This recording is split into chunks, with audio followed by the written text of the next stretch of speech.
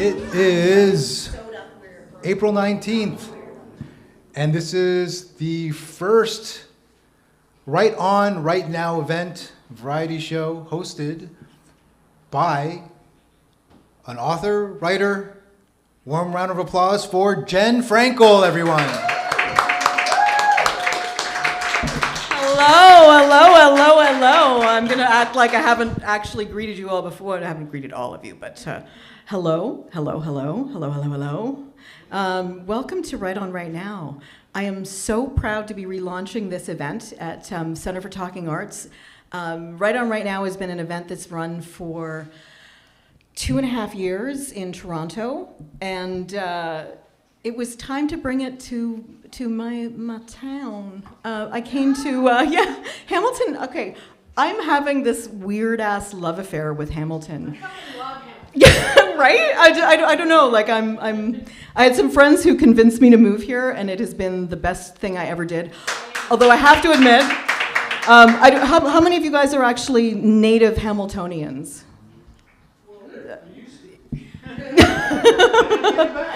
Oh, okay. Well, there's something to be said for the elastic qualities of Hamilton. Just like snap, like when somebody snaps your underwear band, and you just end up. Yeah, I really like Hamilton. I had never really considered moving here until about 2019. Some friends had moved here and loved it. One of them was a native Hamiltonian, and as I heard more about the kinds of people and the kinds of places and got here, and really what made me decide was because I was actually doing a lot of theater, and somehow I ended up doing more theater in Hamilton than I was doing in Toronto. Yeah, and the stuff I was doing here I was enjoying so much more. I was doing stuff at Aquarius, doing stuff at Staircase, and just having such a great time. So I moved here, and COVID happened. So I spent the first 2 years of my relocation to Hamilton not meeting anybody. But I'm making up for lost time. I'm loving being here. I discovered the Center for Talking Arts just a few months ago, which is a big lie. I actually had gone past it so many times and just said, this is obviously a place that I should be, and did not go in. And you really can't get that time back, is all I'm saying. It's just, I'm so glad I'm here now. I'm a bit of a polyglot, polymath, Pollyanna. I do, I write poetry, and I write books, and I sing and play some instruments, and you may have noticed, the fun fact about me that I've been letting out lately is that I also make small replicas of wooden sailing ships with very intricate rigging. Because it's just one of those things that you do, and I just love getting glue all over my fingers, and I think that's really what it comes down to. It's just, days later still pulling the little bits out of your... I don't do charcoal because I always end up looking like Hitler.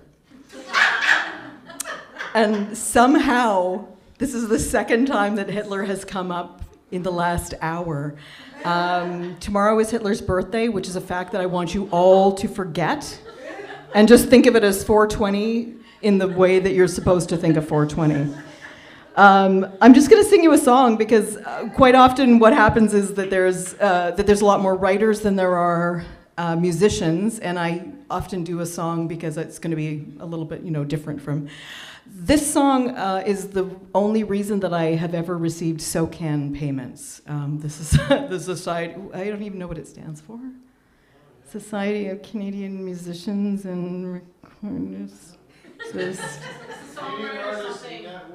Is some other... I don't know. If anybody's watching online and you know what SOCAN is, or you can Google it for us. I have actually gotten in trouble with Revenue Canada because I was so surprised to find out that I had made royalties in 1 year that I didn't actually know that I claimed. It just went into my bank account, and that that $100 that was the total money I've ever made. I'm going to sing you a song. So this song ended up on a friend's album, and it's called If You Move Me. Shall I insist a little? Shall I resist a little? Or is it only make-believe that I'll escape my destiny? I can move mountains. I've tried and done it. So love, it's strange to see. I can move mountains, but you move me. Oh, shall I deny it? Shall I decry it? My love, can it be true?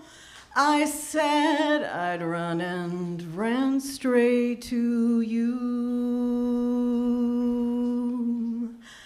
Everything I do and every lie I've told you shows me what a fool I've been. Darling, what am I so strong for? Darling, when I long for you to win, I should give in. Can you forgive it? Learn to live with it. Here, love is what I'll do. I will give up on mountains if I move you. Oh, who cares for mountains if I move you?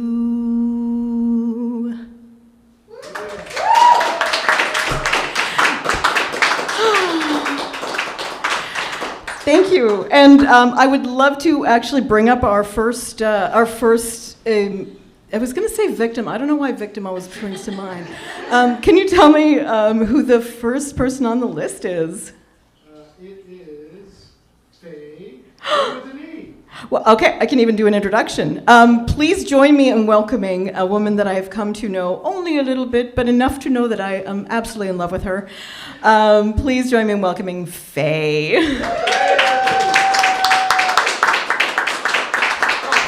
And just for the record, you have 5 minutes. I am not going to do what Faye is used to and get in her face or start blinking red lights in her. But I will kind of move in front of the stage, yes, and I will make rude faces if you go too far over the 5-minute mark. So just to warn you, you don't want my rude faces. Thank you, Jen. Thank you so much. We love snaps. We love snaps in this house. Oh my goodness, what an exciting, my goodness, I'm the first one. Okay, I wasn't prepared for that. What an exciting night though. Oh my god, that was a weird incantation. I didn't use that word right, but sometimes I like to use big words to sound super photosynthesis. Today, I'm going to recite a little poem for you that I wrote. It's a little silly guy, just like me. And it doesn't have a title, but I guess it's just called Monsters. Monsters don't scare me. They're not really that bad. Monsters, they too, have moms and have dads. Werewolves and lichens. What's all the fright? Out of the whole damn month, it's only one night. I pass witches and warlocks every day on the street, nodding their heads as they shuffle their feet. And speaking of feet, or should I say foot, more likely than not, he'd like to stay put. He's probably anxious. Hell, I would be too, if I lived in fear every day of relocation to the zoo. Now as for Nessie, let's leave her alone. It's from people like me that she's protecting her home. Vampires are tricky. Oh, I just had a brain fart. Vampires are tricky, but it's not what you think. They require a backbone, which makes my gut sink. They need your permission to get through the door, and myself, a people pleaser, fear nothing more. See, monsters don't scare me. They're not really so bad. Monsters, they too have moms and have dads.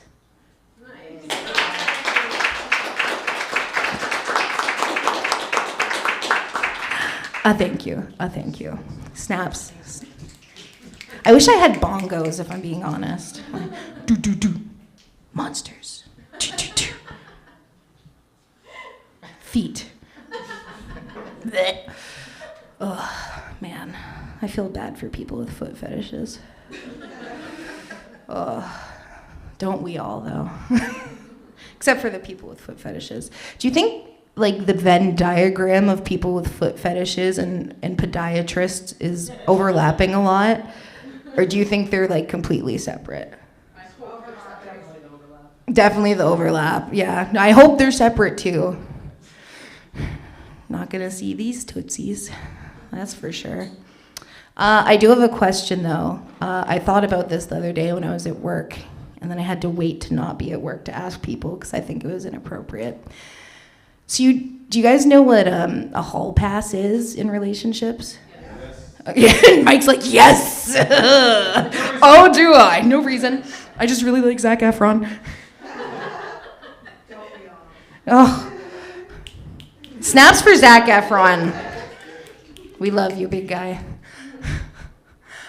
So do you think celebrities get hall passes? Or is that like a no-go because it's just like, it's attainable? They just do it. And they're just like, yeah. Oh, hey there, The Weeknd. Boop. Like, yeah, I guess so. Or is it like, do they have hall passes for like regular people? Or like, oh, mailmen, if I meet a mailman that wants to do me,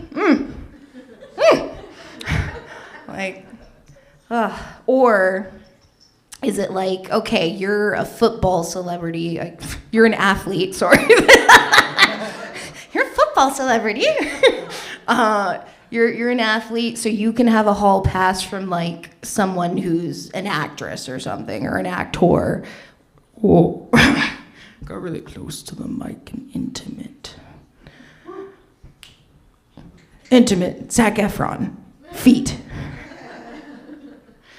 All interesting thoughts, all interesting thoughts. Oh my goodness. Well, this has been very fun. I appreciate you all.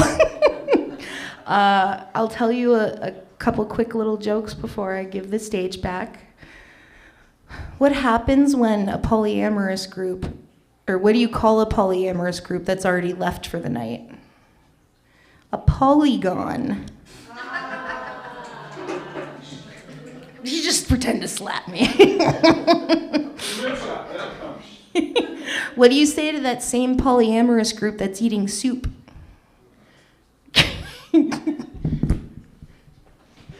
What do you say, Mike?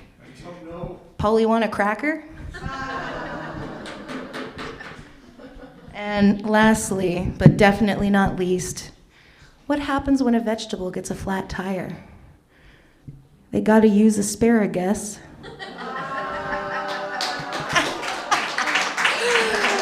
Oh, you have been a wonderful crowd. Thank you so much. Everybody give it up for your host, Jen Frankel.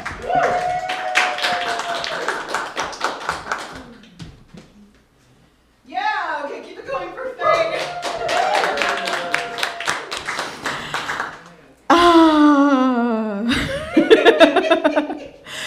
I'm just gonna shout out to an author friend of mine, Kit Davin, who just finished. She just launched a book actually called "Every Day Is Halloween," about a town where all the ghosts and ghouls and monsters rise from the dead on Halloween one year, and then they just don't want to go back.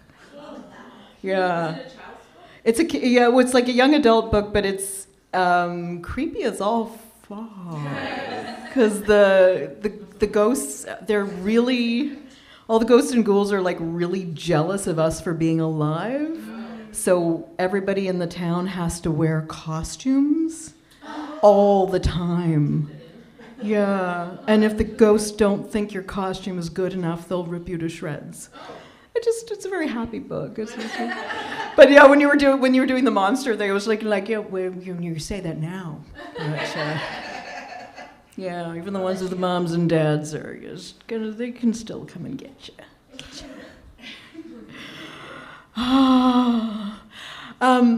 Thank you, Faye. That was awesome. I am going to bring up our next guest. Please join me in welcoming Becky,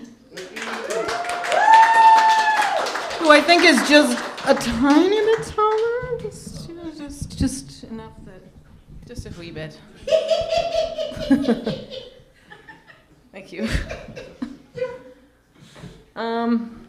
So you're up here introducing yourself, talking about all your creative outlets, and I'm the same. I'm a writer, I'm a poet, I'm a songwriter, musician, singer, dabbled in acting over the years, all that fun stuff, and had to take hiatus for quite some time for many different reasons, and have just recently rediscovered that creating is like breathing for me. I can't not do it. And so rather than creating messes and chaos with children and in my marriage and stuff, I figured out how to not be crazy for that stuff and just put it back into my art. So rather than performing a song this evening, though, I'm gonna share a short story. And if I have time, I'd like to share a poem as well. But let me know if I go over time. Okay. There once was a girl with a pretty little curl right in the middle of her forehead. And when she was happy, everyone was happy. And when she was mad, well, everyone knew it and felt it. The little girl with the pretty little curl liked to sing while she worked. She also liked to tell stories where she built entire worlds from the dust of her imagination. Each song a heartbeat, each story a breath. She was made of melody and ink, and she wove them into the fabric of her days. But as she grew, the world grew tired of her songs and stories. Hushed in school, shushed at home, she was told to focus, to be still, to listen instead of speak. And when quiet words failed to dim her spirit, they placed pills upon her tongue. This will help you, they said, pressing them like commandments into her palm. And because she believed in the wisdom of those who had lived longer, she swallowed. Still, the stories whispered within her, and the songs rose in her throat. But it was harder now, like reaching for light through murky water. Then came the loneliness. Friends turned away, weary of the girl who would not be tamed. Why must you always sing, they asked. Why must you always dream? The girl had no answer, only silence. And silence was what they wanted. When she became a young woman, the world told her to be serious, to plan, to prepare, to forget the foolish dreams of childhood. What will you do with your stories? They scoffed. Who will listen to your songs? She fought, she tried, but the world was heavy and her voice grew soft. Her stories became sorrow, her songs laced with longing, and in her loneliness, she sought love. He was kind at first. He loved her songs, her words, her wild imagination. But let them just be ours, he whispered, tucking them away like secret treasures. Why share something so beautiful with the world when it could be our little secret? And she believed him, for he knew love better than she did, and he would not lead her astray. But in the quest he wove around her, the world dimmed. It was cold beyond their walls. When she spoke of fear, he traced her cheek with his fingers. This is how the world is, he murmured, but I will keep you safe. The girl, now a woman, watched the walls grow higher and the doors lock tighter. And finally one day she knew, love should not be a cage. She left, but outside her voice was hoarse and her hands empty. The stories had fled, the songs had scattered, and she did not know where to find them. She searched. She loved again, but each love came with hands that sought to quiet her, to bind her to the world of muted grays. Stay there, they said, be happy in this silence. And slowly, she acquiesced. Almost. Deep within, beneath the hush and fear, the stories still waited. The songs still called. And as more time passed, she understood she was never meant for the mundane. She was never meant to be quiet. She was meant to weave worlds, to set her voice free, to let her stories take flight. She was just afraid that she must do it alone. And so now this grown girl with the pretty little curl stands between two worlds, the one she was given and the one she must create. And every day she fights to remember that her voice is still hers and her stories still matter, and that the world, despite its efforts, has not yet silenced her completely.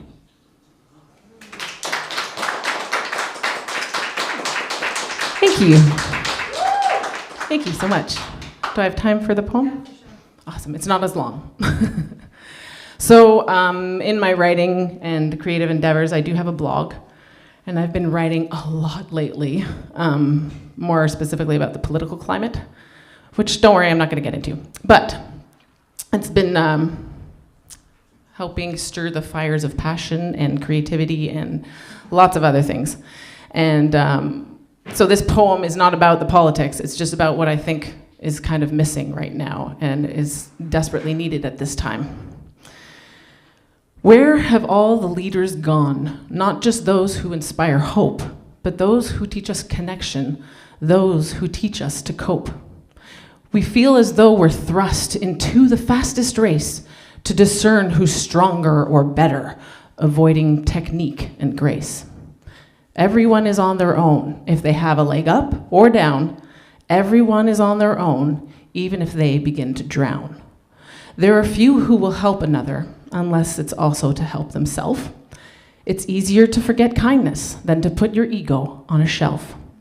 What happened to community? A good sense between right and wrong?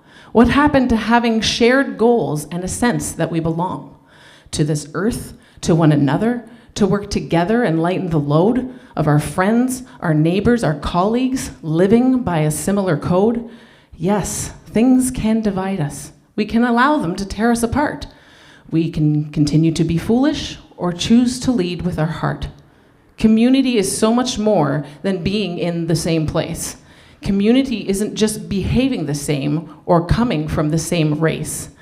Community isn't about who you love or what you may believe. It isn't just about what you bring or what you had to leave. Community is so much more than that. It's a fellowship, a home, a place to feel loved and whole, no longer afraid or alone. Community is a frame of mind, a way to shape your heart and open it to others, and vulnerability is just the start. Kindness, trust, and love, that's all we really need. And in a good community, we can finally all be freed.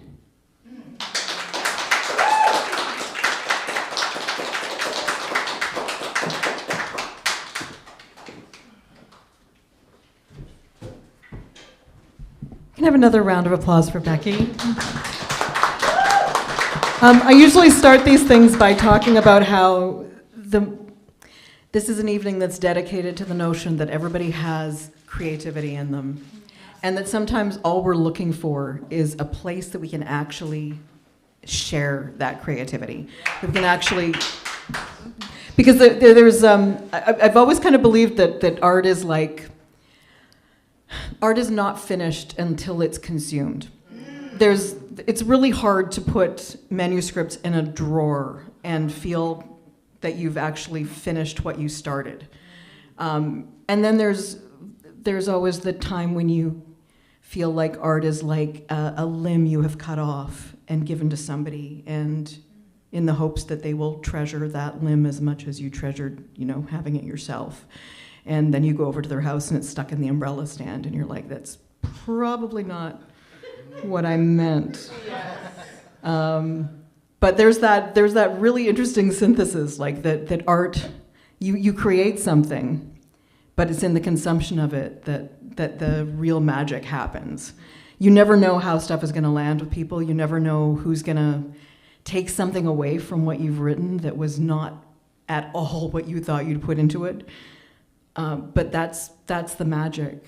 I really hope that that you will keep doing what you're doing and come back. And I love the fact that you're exploring different formats and different media, and also that you're exploring like hard places in yourself that I think you're going to find that community you were talking about happens when you're vulnerable in front of people and realize that their vulnerabilities are simpatico with yours.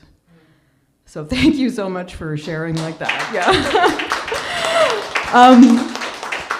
I also have this dream that somewhere out there I'm going to create a political party called the Same Party that everybody gets to belong to. That like we find something that's so basic that we can all agree on it, and we're all like, oh yeah, no, I can't really say no to that. Like let's just join the same party and do this together for once. I don't think it's going to happen this election cycle. I don't think it's going to happen anytime. Okay, I have to be so careful. I actually got a job this year working for the election. And because my roommate and I waited, like we just kept dragging our feet until all the jobs were basically gone except supervisor roles. So me, who's never worked an election, is supervising a polling location and cannot say anything on Blue Sky or all the other social media platforms where I'm super political. Cannot say anything until it's all over. So if you see me biting my tongue at any point, or if you see me like biting my tongue as I walk down the street, like in the next 2 weeks, you know what's going on. I would just like to welcome our next performer. I think I kind of heard what he's doing. I have no idea what he's doing. I'm really excited to hear him, though. You probably know him from this stage already. Please join me in welcoming Mike.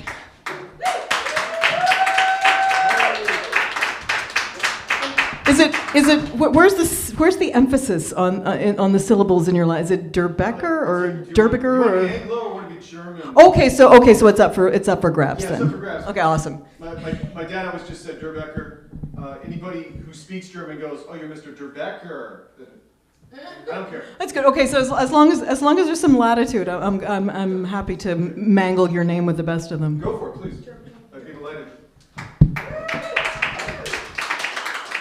I do have a couple of questions about terms. So you want 5 minutes? Yes. Okay, that is a challenge because I tend to do long stories. So okay, 5 minutes.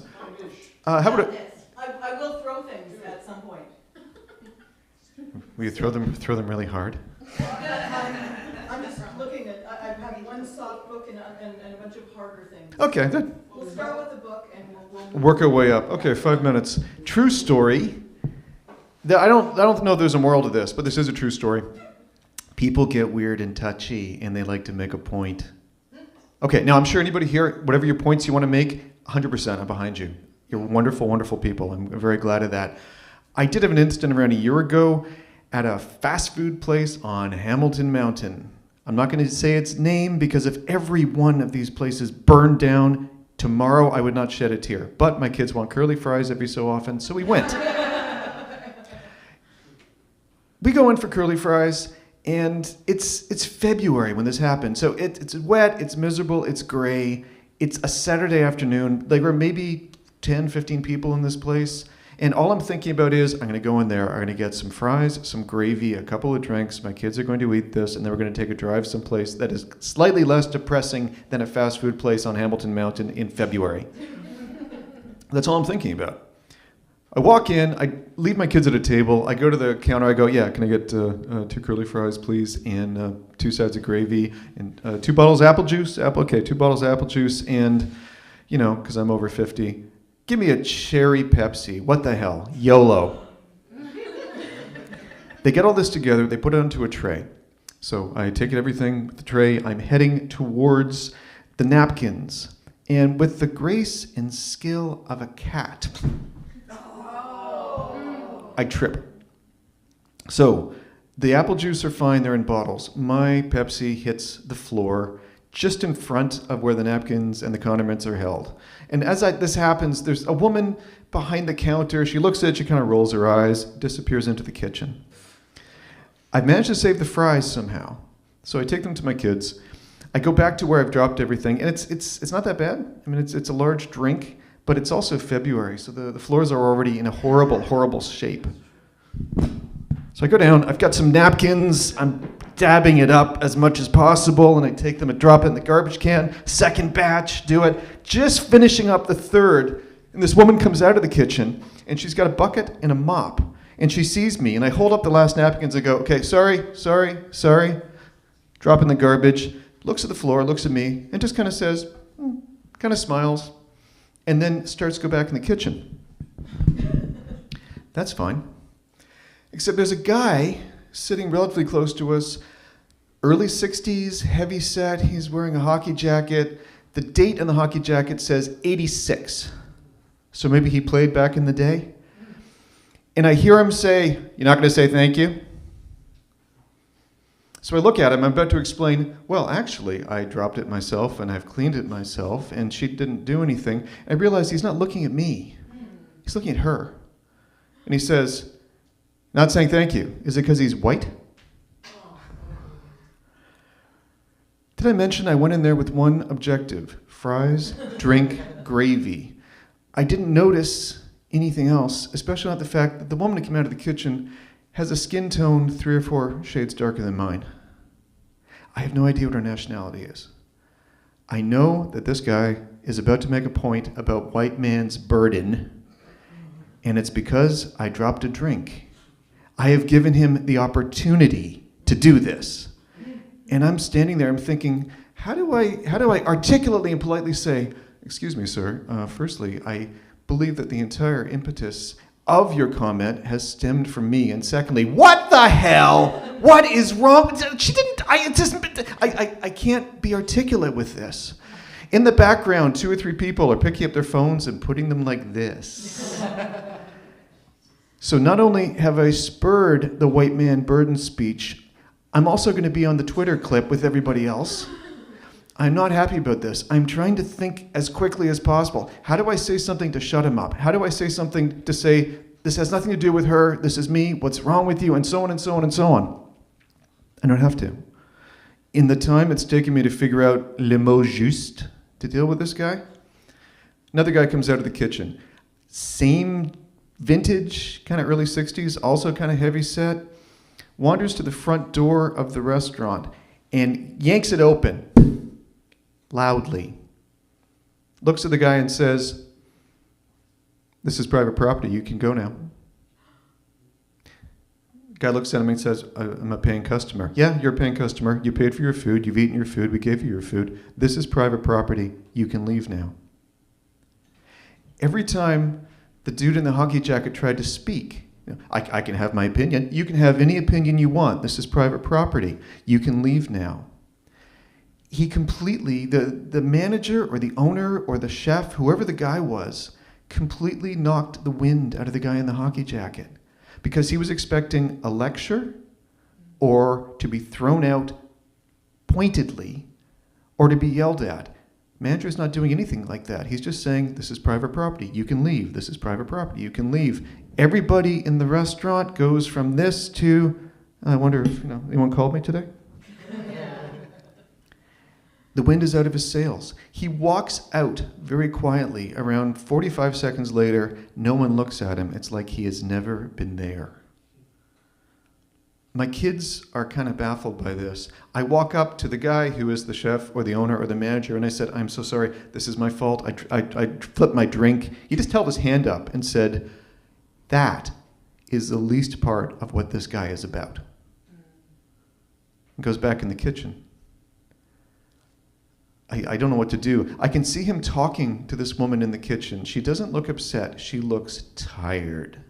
Like maybe this is the second or third time this has happened from this particular dude. I don't know. Do I go in the kitchen and apologize to her? Do they just want to walk away from this? Am I going to make things worse? What do I do? I forgive me. I left. I thought, okay, less contact at this point, the better. Mea culpa. I don't know if there's a moral to this story other than the fact that people are going to take very, very different ideas from what came out of it. I went to work a couple of days later and told the same story to someone. They went, "Oh yeah, wow, that's something. Hey, what's the nationality of the owner?" I said, "I think he's Canadian." Full stop. And that's my 5 minutes. Thank you, everybody.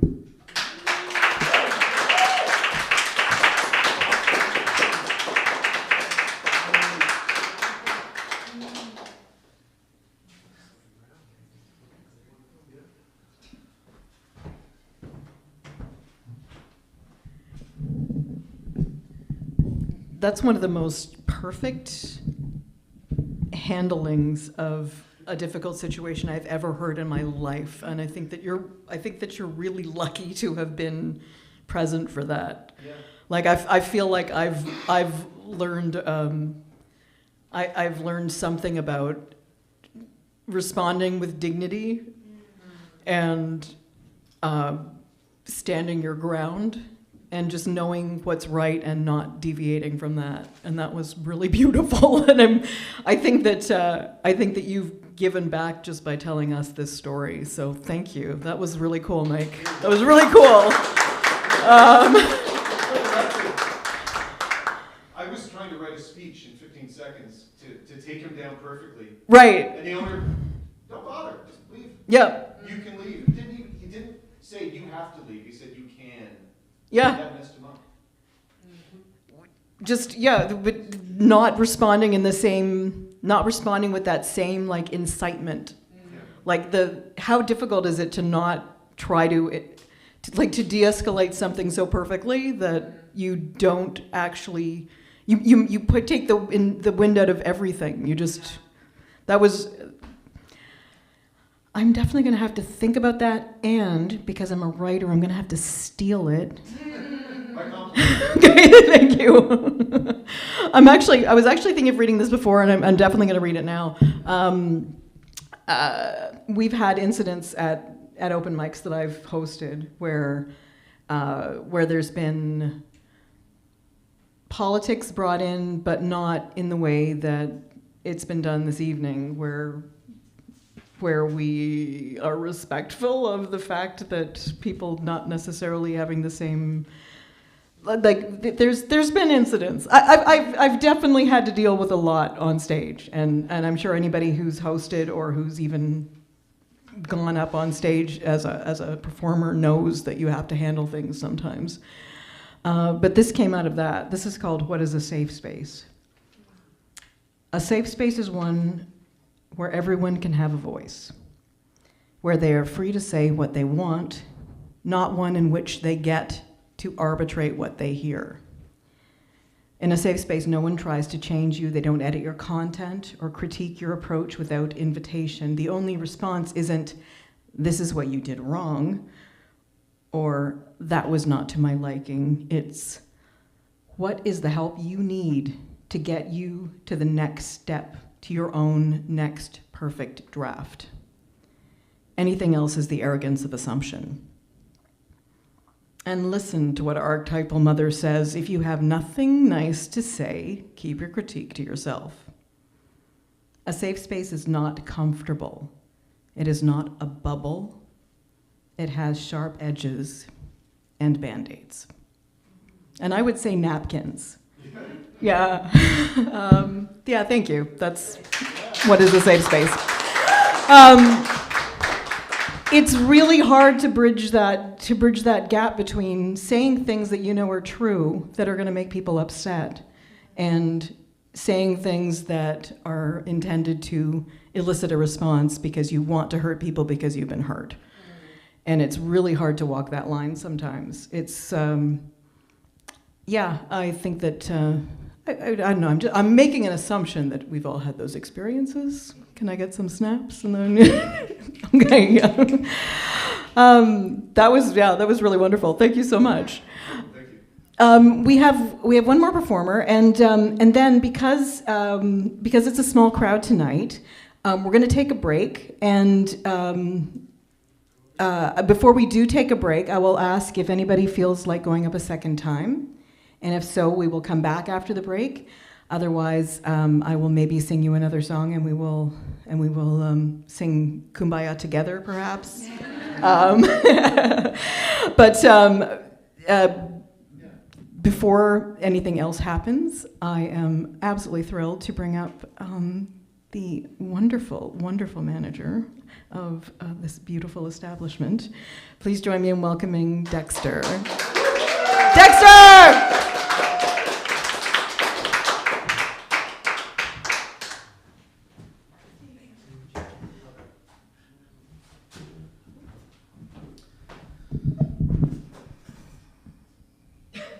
This is private property. You can leave. That's perfect. We're going to use that. Oh my goodness. I'm sure we will have to use that at some point.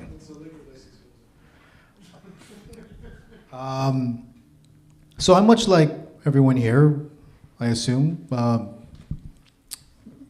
closeted creative.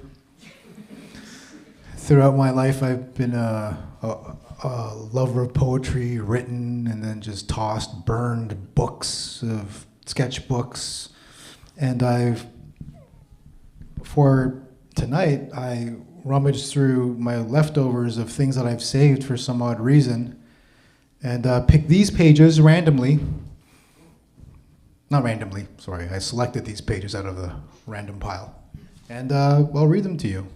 And I'd like to, if there's a second round, also share a song. Okay, so not in any particular order. Let me, you know what, this mic stand would be perfect right now. Okay, so.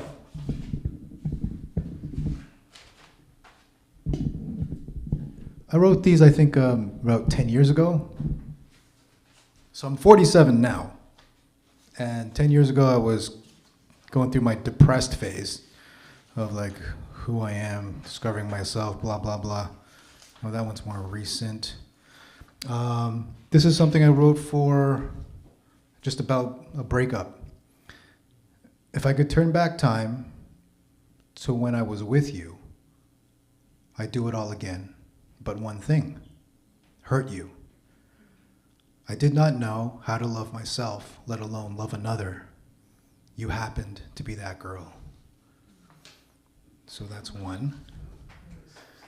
Thank you. That's when I turned 4. Okay, this was in Vancouver. I traveled all this way to forget familiarity. The West Coast way slows the pace of the city race in me. Toronto is my home. That's why I had to go. The heart is where I roam. It broke. Love only wants to grow. So here I am, snow-capped mountains, scattered freighters, logs on sand, gentle strangers, smaller traffic jams, still foreign to all the ways, yet understand. I'm here to be the love I seek. Vancouver is the friend I need.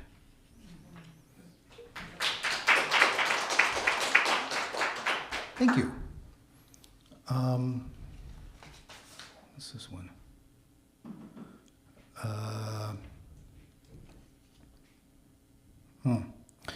Just one song before I go. Truth welled up in my throat. All the stories told hurt somehow. Now, in this getting old, heartaches hold memories close. Wisdom whispers, let go. And I cry and I smile. Whole salty tears dry. Closed, what? Oh, while. And I cry and I smile while salty tears dry. My love asleep. I can't read my own handwriting. My love asleep to life. I will be your friend, sweet suffering. Okay, I kind of botched that one. 2 more. Where's that other one? Where did I put? Okay. No, that's the same one. Okay, 1. Oh, wait. No. Oops. Sorry, guys. I'm sure I had it. Where's the theater? Okay, this one's more. The noisy quiet of the laundromat, whirring, washing, beeping, watching screens to clean our minds, bills to coins, folding future plans, couples nagging amongst themselves, carts rolling, empty, filled, music to my ears, as soothing as a river to a forest deer. No difference here, even in indifference. Still, the silence seems to overwhelm the sense of being natural. A little deep there. And then I think I have just one page. Okay, May 3rd, 2017. My hands are 40 today, glistening the joys, seeming to be wise in the cracks and folds as they hold this book. And what? This book? Oh, as they hold this book and pen, I'm thirsty for the kind of tears caught by another pain. Tender fingers understanding everything, glide the feelings dry. That's a complete thing. Then two more. The face of my phone says the sun will lie hidden tomorrow. The breeze will stay, the warmth will go, and rain and gray will follow. How simple shining eyes see life in such times. That's a complete thing. Thank you. And the last. Take a moment to let go of the grip held by your toes. Laces loose, slipping shoes, bare feet to breathe. As soon as socks roll down to sleep so suddenly on grass and waking spring. Sun's breath says rest that winters cling. Stretch and curl, cool dwindling, and sing the budding yawn of green. Thank you. Jen Frankel.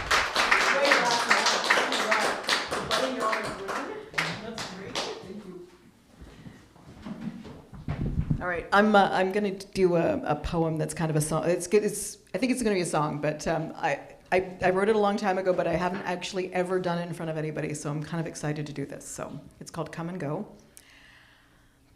Kids on the buses to nowhere, put there by loving care. Don't you think it's time we took our lives back, told the driver where to go? Morning's just around the corner, all we'll be is a little older. Come and go, it's easy, baby, come and go. See that girl with the yellow face standing in one place. She's played out her injustices 1,000 times.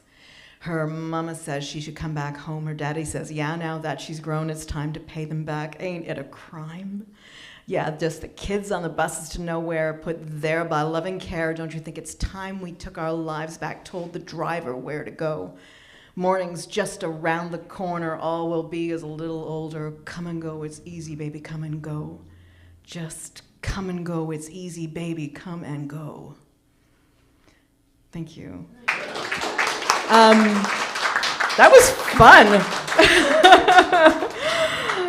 And I'm like, thank you, Dexter. Like, going back to old stuff, that was like, I haven't ever thought I would do that in public, and I think that the next time I do it, I would do it like more aggressively and more rhythmically, and there's like, I love this kind of venue and this kind of event for getting a chance to try something out and then maybe coming back and trying it out again.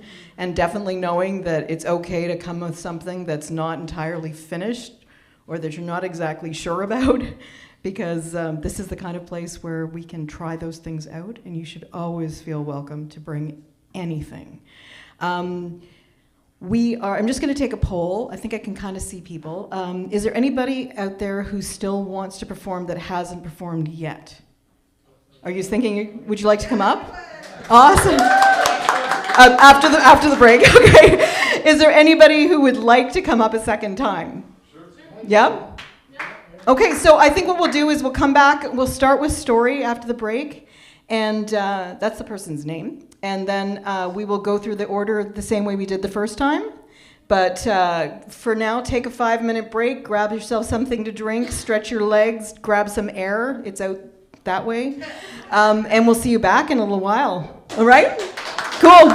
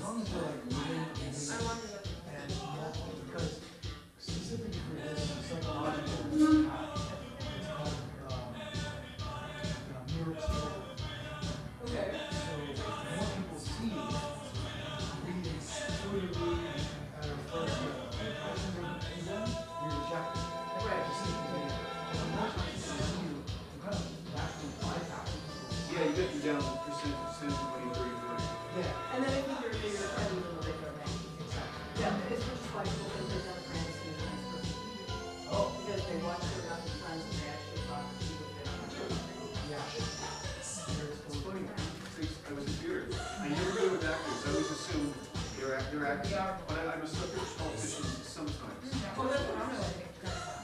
look like a decent person. Why? I don't know. Yeah, I'm usually wrong.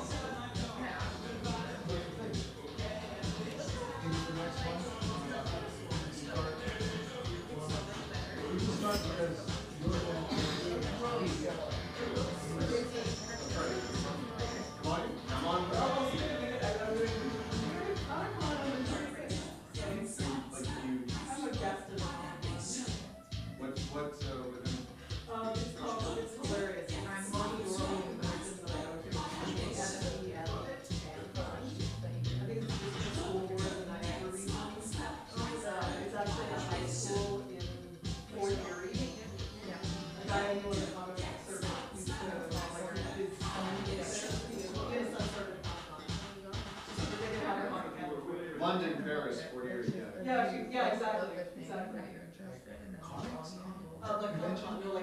comic books. Yeah. Less than the original back. 60s one and the Burton one. So, yeah. It was pretty cool.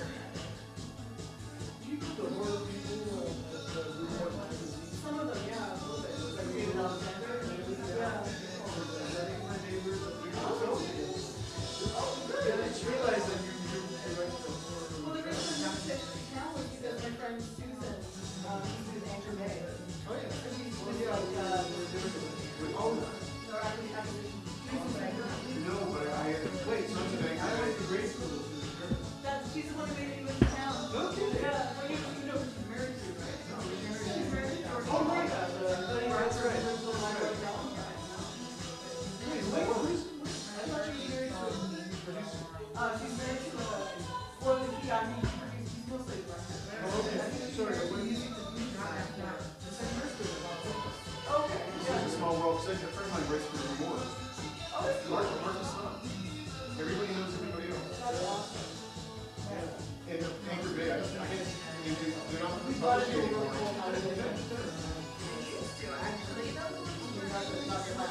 So Anchor Bay, they were released a Blu-ray problem. Because I thought they had licensed everything to show it.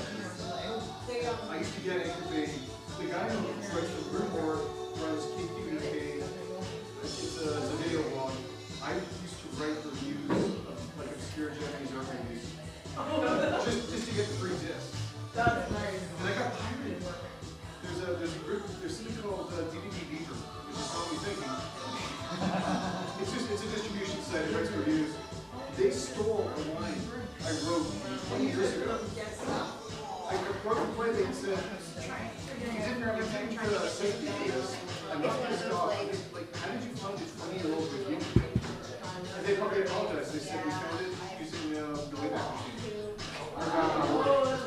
We will put your name on it, and please don't sue us. I said, I just paid you this. Right. I'm not going to sue you. But like, this is going to be something that I got more readership from you quoting one paragraph on this site 10 years later. And I like the movie.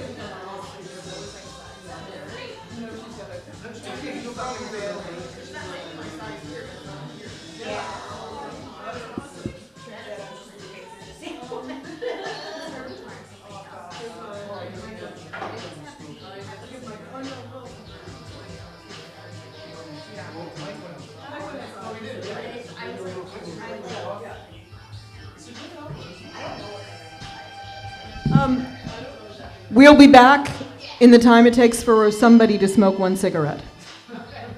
Not me, but it does. It does. And if I just keep grabbing it and I smoked when I was living in Montreal, and I've always said that you don't have a choice. Like, you show up in Montreal and they hand you a pack of cigarettes and a lighter, and that's pretty much it. Yeah. Well, it was actually because the friend I went to stay with smoked, and I would like just hold her cigarette, and she made fun of me for how I held her cigarette. So I felt obligated to learn to smoke properly so nobody would laugh at me. Like, it's the most pure form of peer pressure, right? Yeah. Okay, so we will be back in just a few minutes. Yes.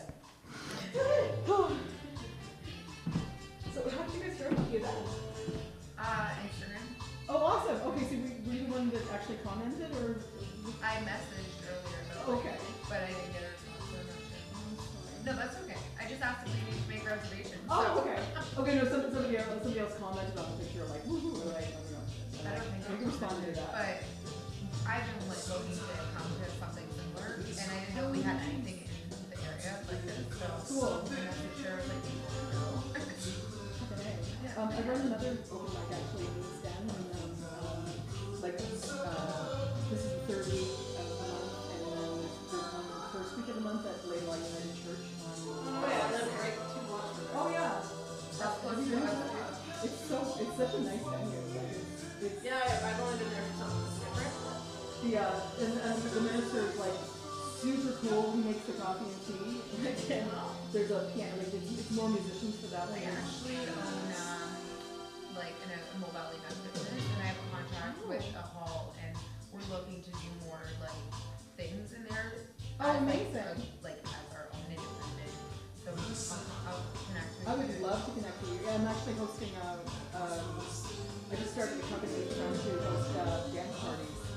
That's what we're looking at doing actually. We wanted to do like themed with like school nights or amazing. Over like I just talked to her about doing it closes before 10 o'clock. Like That's before 10. Yeah, I was gonna ask you love if those. you heard of that before 10 because I do that.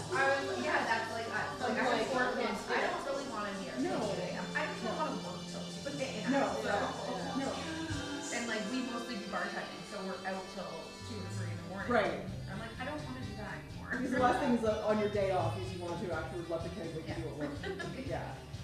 What are your names? I'm Carissa. Krista? Yes. I'm Trisha. Sorry, Trisha. It's really nice to meet you guys. I want to give you a flyer from the festival.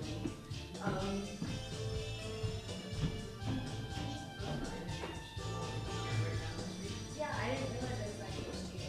Yeah. I haven't been to that. I don't know if there's stuff in the bathroom or anything. This is your thing? Yeah. Oh, wow. So it's an 80s dinner and dance. Holy shit, what's that mean? Oh, okay, cool.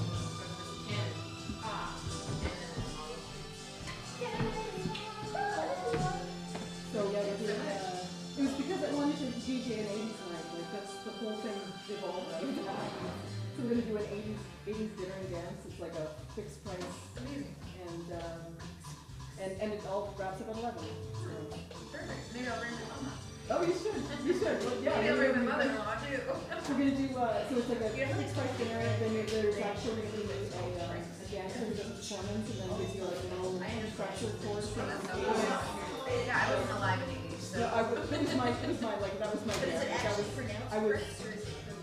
I was dancing to 80s music in clubs in the 80s. Yeah. And by the end of the 80s, people were nostalgic about it a decade later. So 90s are like I was born in the beginning of the 90s, so like 90s were my So like years of growing up. to like, Yeah, and like now I'm looking at like the late 90s, early 2000s stuff coming back, and I'm like, what is happening?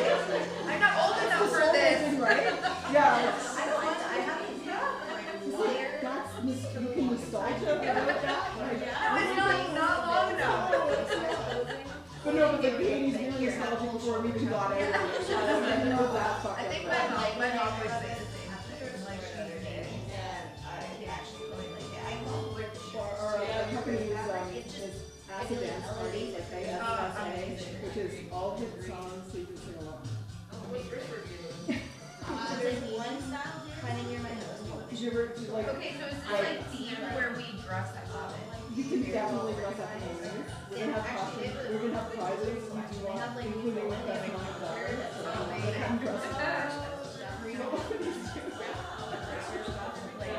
There's 80s trivia or 80s moms.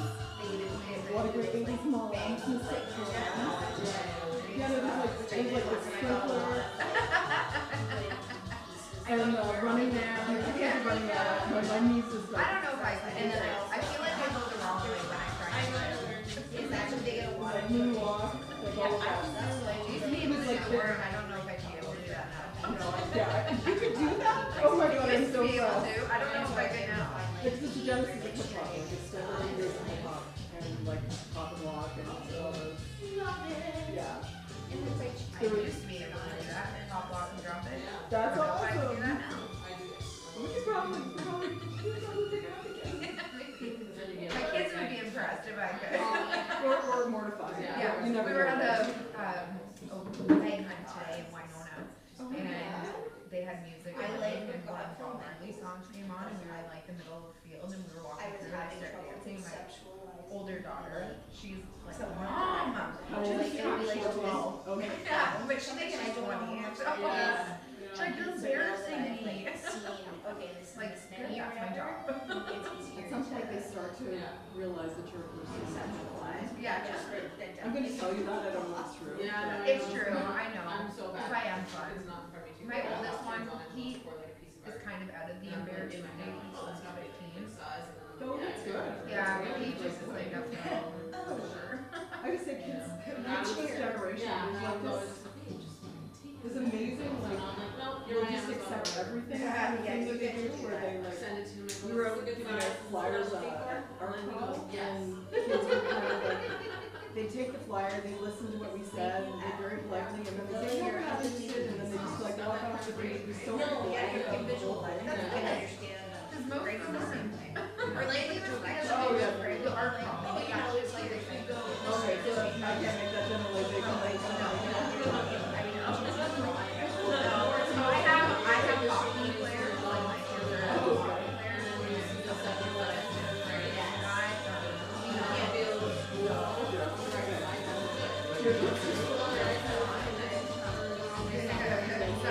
backtrack, start again.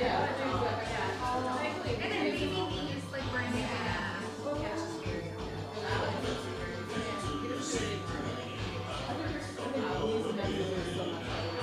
You get to see the back.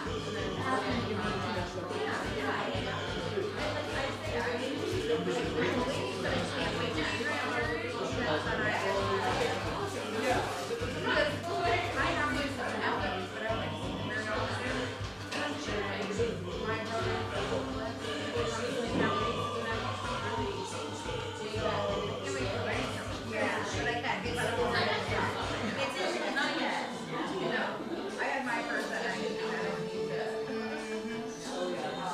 Seems so young, right? It is young. At the time, I know there was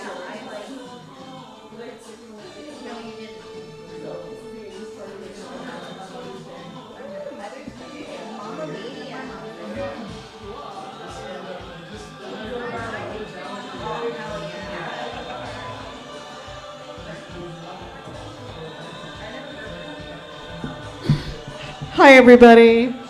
Do you have drinks? Are you satisfied? I know you yeah.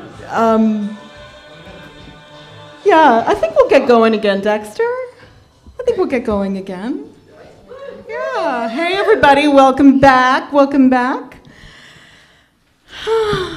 Wow. I'm just having a very nice. I don't know. Just having a very nice night. You know, it's just. I could have been sitting at home. I could have been sitting at home with the cat. The cat is wonderful, but he seems to think that my entire existence is or should revolve around his butt. He used to like to be petted like a normal cat, or you know what? I don't know if there's such a thing as a normal cat. I think that's probably a ridiculous thing to say, but he used to like to be petted, and then at some point he lived with another cat who only liked to have her ass slapped. And he picked this up, like osmosis, like eczema, I don't know. Like, so now he only likes to get his ass slapped. There's other people that he will accept different kinds of petting behavior from, but for me, he goes to the corner of any carpet. It has to be a corner of a carpet with him half on the carpet, half off the carpet. Do not understand this, and I have to sometimes it can be up to 5 minutes, just, and I will, my arm will start to get tired, and I'll have to kind of, and then if I actually change arms, he recognizes that as now the pets are not the quality he's used to, so he'll get up and look at me with that censorious cat expression that says you are a shit person, and if anybody has had a cat, I think you know exactly what I'm talking about. Apropos of nothing, I could be at home with my arm getting tired from smacking my cat's ass, but instead I get to be here with you people. There could be nothing more wonderful in my life. So thank you so much. I can't remember who was first. Is it Faye? No, Story. Oh, it's Story. Oh, yes. Oh my gosh. Okay, I'm so excited. We're having a debut performance from No, well, I honestly don't know if this is your first time reading it. Oh, it is. Okay, awesome. I thought you had said that, but I just want to welcome you, and everybody, please welcome Story.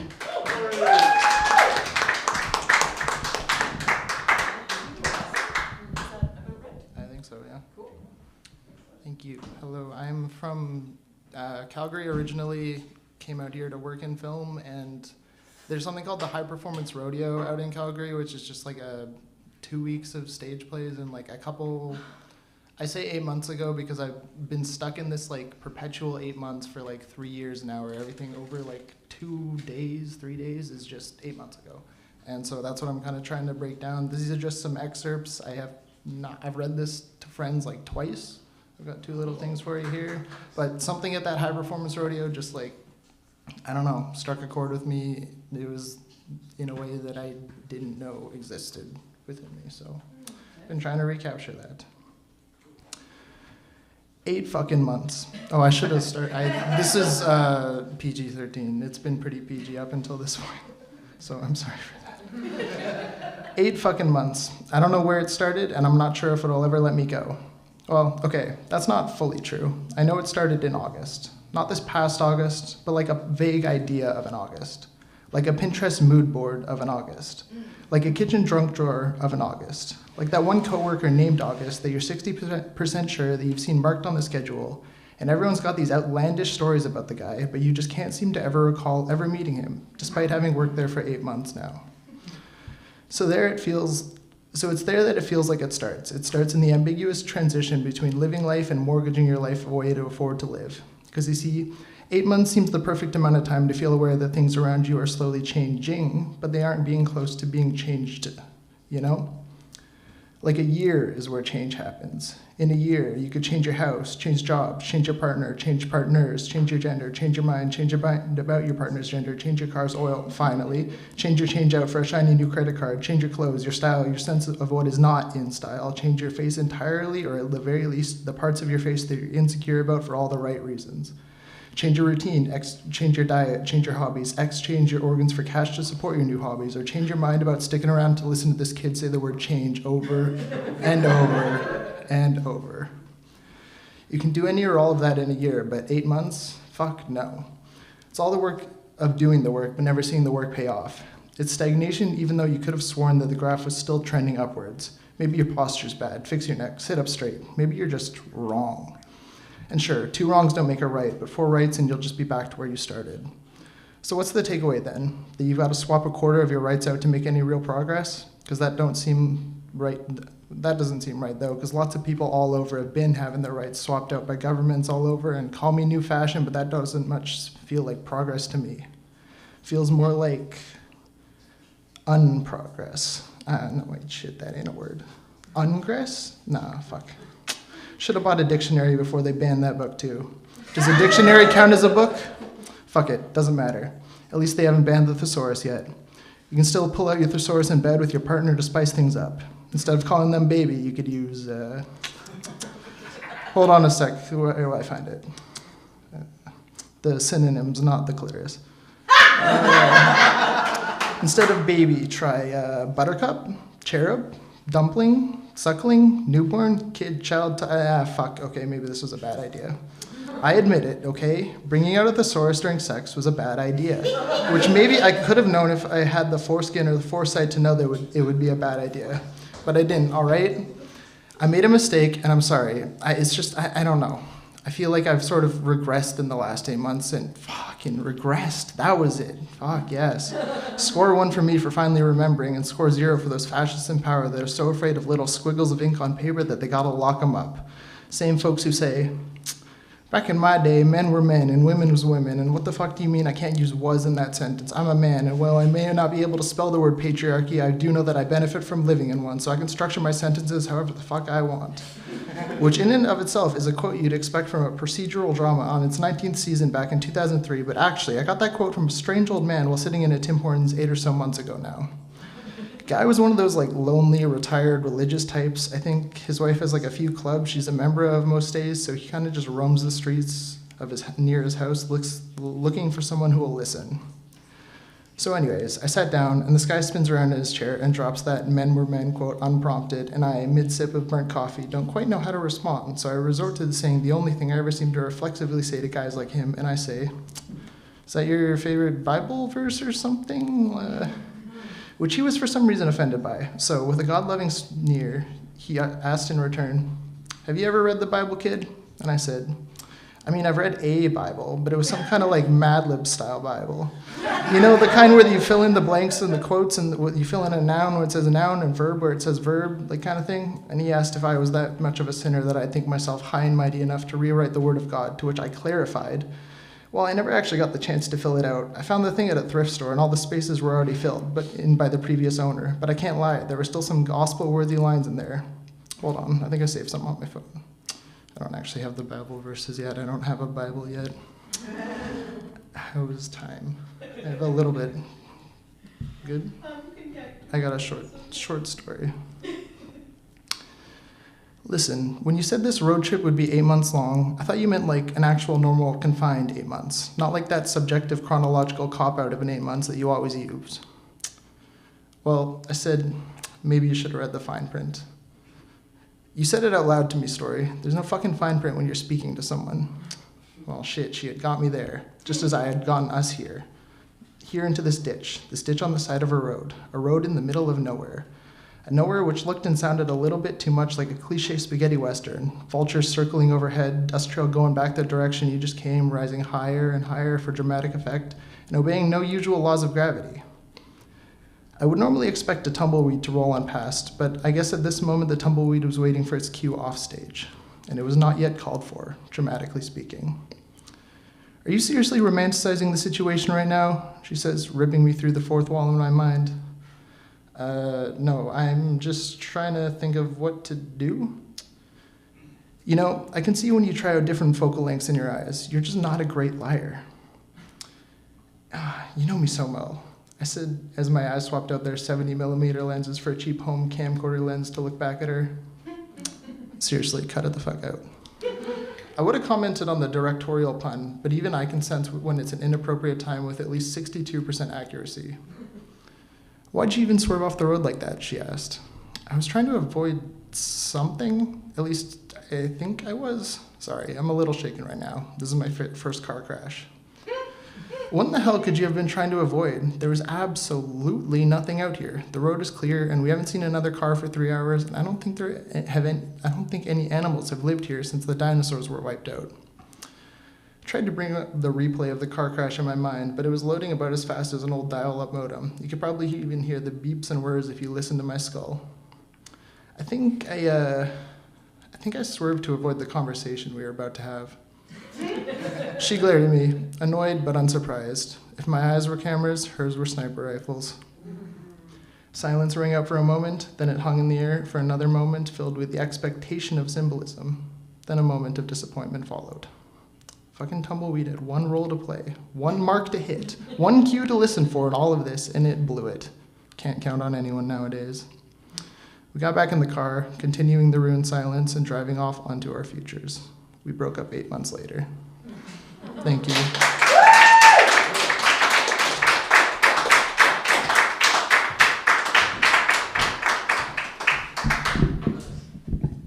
I'm going to say what I wish I'd said to everybody. Please come back.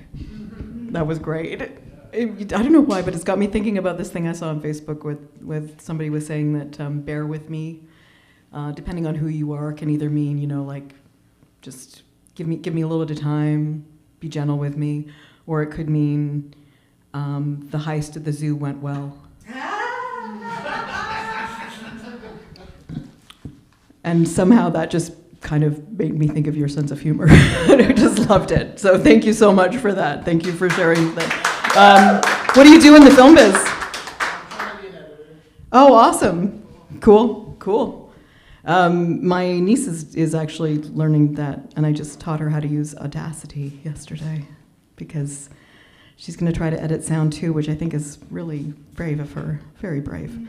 I guess our next guest is Faye again. Faye? Yes? And after Faye, I'm going to just keep saying the next person could be Jake. And at some point he will say yes. So please join me in welcoming back Faye.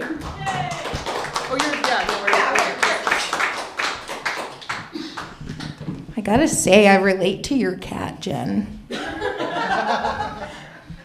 I just exclusively ass slapping is the way I like to be touched. On the corner of a carpet, actually, too. So it's wild. Oh my gosh. Twinsies. My goodness gracious. Story, that was incredible. Thank you so much for sharing. That was dope. I'm gonna tell you guys a little story that I actually haven't shared yet. So, okay. Let me just sit with my little leggies. Do you guys like eggies? Sorry, I said leggies and it made me think eggies, like the little Easter eggies. Yeah, this is just random question. No. Marshmallow eggs? No, the hard shell with solid chocolate. Not Cadbury Easter cream eggs? No. That weird inside. I'm not, okay, show of hands, who's a Cadbury cream egg person? Yeah. 1, 2, 3, 4. Ooh, okay. I can't, they're too rich for me. But my mom's a Cadbury cream girl. Speaking of my mom, which is who this story is about, she has a boyfriend. They're gonna be celebrating 2 years soon, which is very exciting for her. And I actually introduced her to her boyfriend before he was her boyfriend. And, you know, it was really cute getting to see, like, my mom just turned 60. So it was really cute getting to see my mom acting like a teenage girl again, to an extent, like, right? Because she's like, they were sitting there talking against a wall, and she's literally like has her keys dangling and like her foot's playing, and like it was really, really cute. It made my heart sing, like, right? And they're both just smitten. It's real cute. And one day I was sitting outside in my parking lot, in the condo parking lot, because I live with my mom. And I was just vibing, and her boyfriend came around the corner. We're having a walk. They walk our dogs every night. It's very cute. The dogs love it. And he came around, and he was in a really good mood. And this is when they had first started dating. And he came up to me, and the way he came up to me, I thought he wanted to like come to my face and say something. So I was like, oh, yes, hello, and like trying to make eye contact with him. Except he was trying to kiss my cheek. So we ended up kissing each other on the lips. And I was like, and he was like, whoop, and I was just like, that made me uncomfortable. Just blurted it out, and he was like, oh, I'm so sorry. And we just like, I kissed my mom's boyfriend.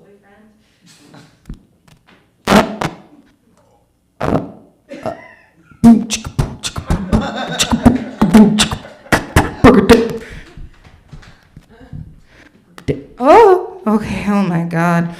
Anyway, so that's the time I kissed my mom's boyfriend. Yeah, it was, and I was like, man, I didn't want to judge him because I'm like, I know some families do like kiss each other on the mouth, but that's not my family. But no, it was an accident, so we talked about it. It was fine, but he was like so embarrassed because it's like, oh my gosh, Donna, I kissed your daughter.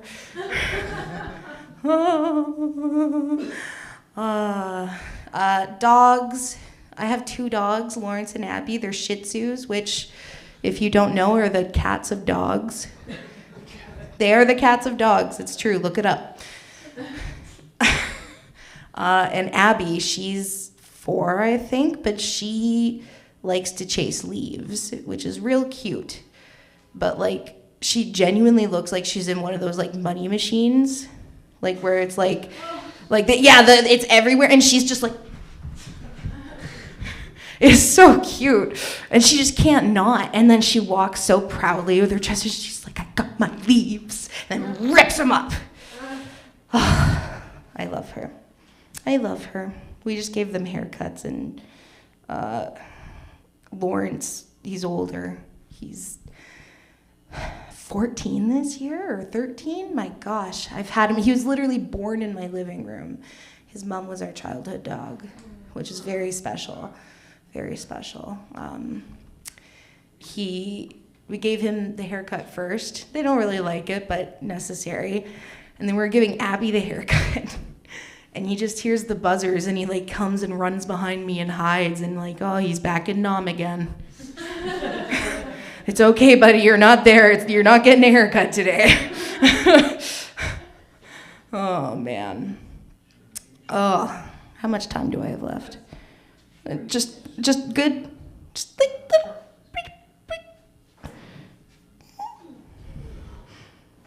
like that? Okay, cool. Oh my goodness. Yeah, no, I don't have much to say. This has been a dope night. The energy's phenomenal. Thank y'all for having me. I have been Faye with an E. We're gonna bring back Jen Frankel.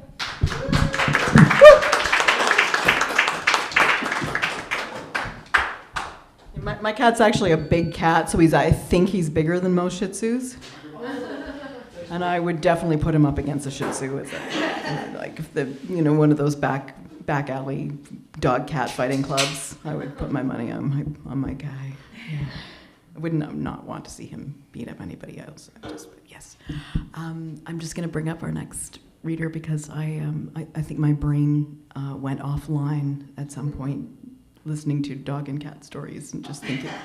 Sometimes I'm not a very sentimental person, but sometimes I do get overwhelmed by cuteness and just kind of get that little mushy thing that goes between the ears, and there's nothing there. It's like get the Cadbury cream egg filling.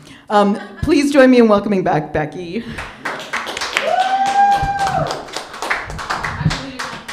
Oh, okay. Yeah, thank you. Hey, she's saving me some money. There you go. Yeah, I'm also saving some paint. I got hit by a car last year, so my hip and knee are still recovering. So sitting is really good at the end of the day. Sorry.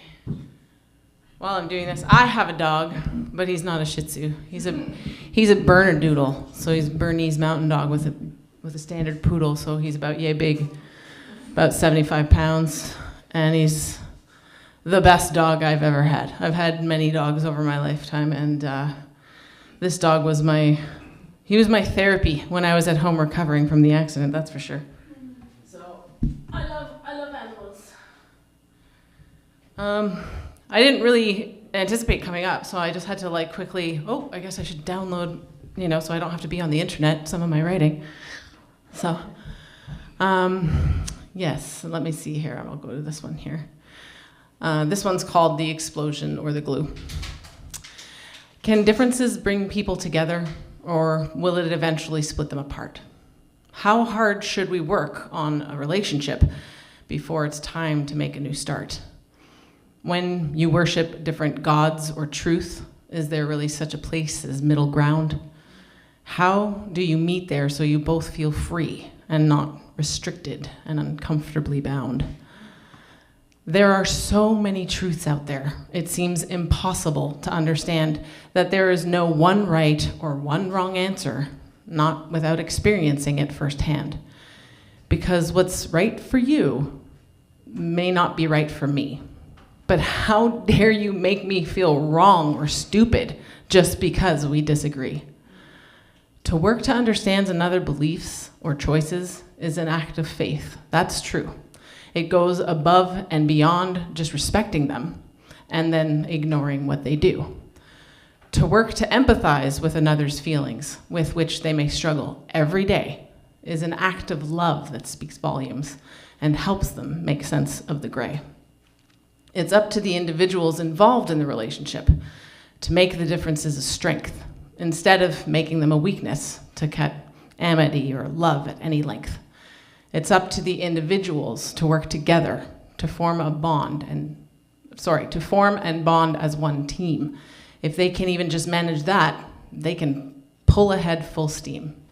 Respect and understanding helps, but it's faith and love that's true. That will be the deciding factor to make the differences, the explosion or the glue.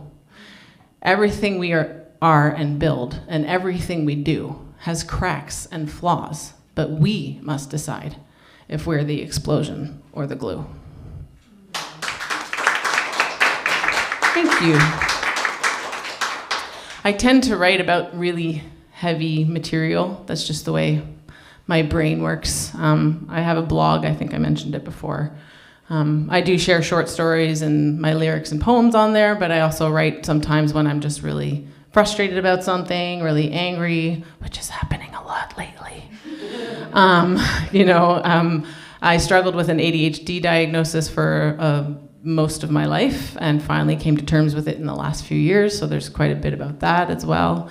And but I'm also a survivor of sexual assault from when I was a teenager, so there's a lot in there that kind of relates to that stuff. And I'm just telling you because this next poem kind of stems from that, so I just want to give you a heads up in case it makes you uncomfortable. There's nothing obviously really bad in terms of visuals, but here we go.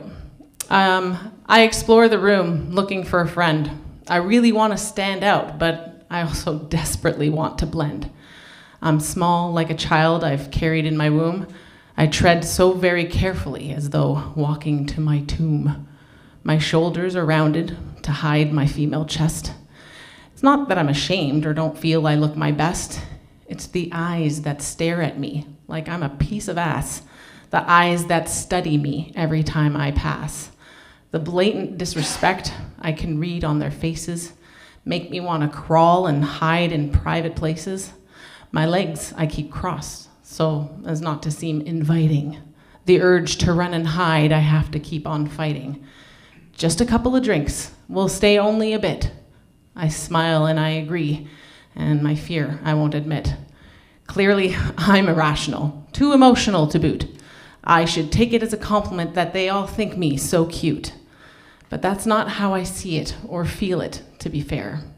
Because why, if they like me, about my fear, they don't care? Why, if they like me, do they make me feel small? Why, if they like me, do I feel empty, like a doll? Because it isn't like at all. This I know is true. I know it isn't like, because that's not what likers do. Likers don't make you feel small. Likers don't make your skin crawl. Likers try not to hurt you at all. That's what likers do. But these actions are those with which I won't live.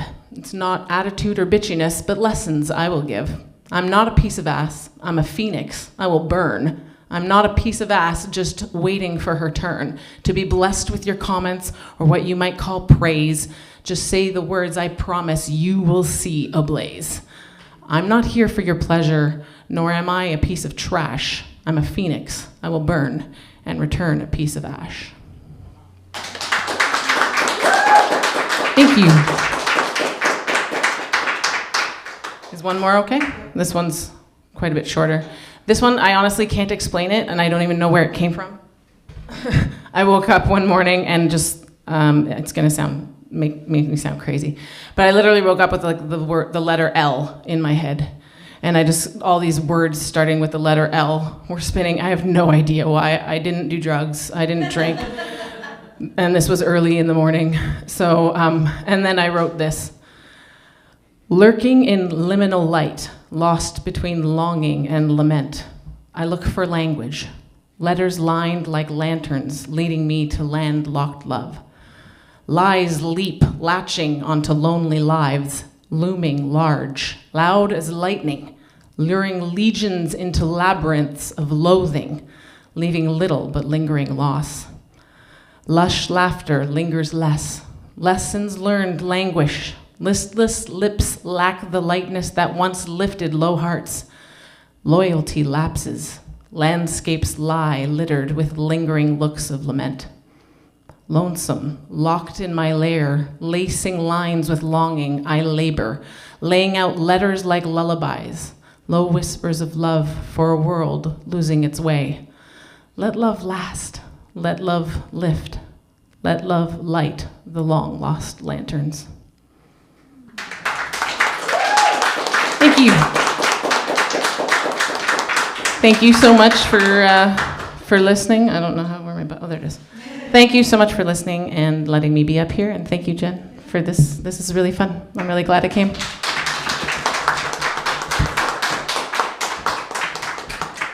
Another round of applause for Becky, who's the same height sitting down as I am standing up. Make sure you talk to me afterwards. There's a magazine that I know is accepting submissions for poetry about liminal spaces, and I think that the L poem would probably fit in really nicely. This is something that I always do at my open mics too. If you have a piece that you want to get out there, or you are just interested in pursuing publication, I have a subscription to something called Duotrope, which is a fantastic resource if you are looking to be published.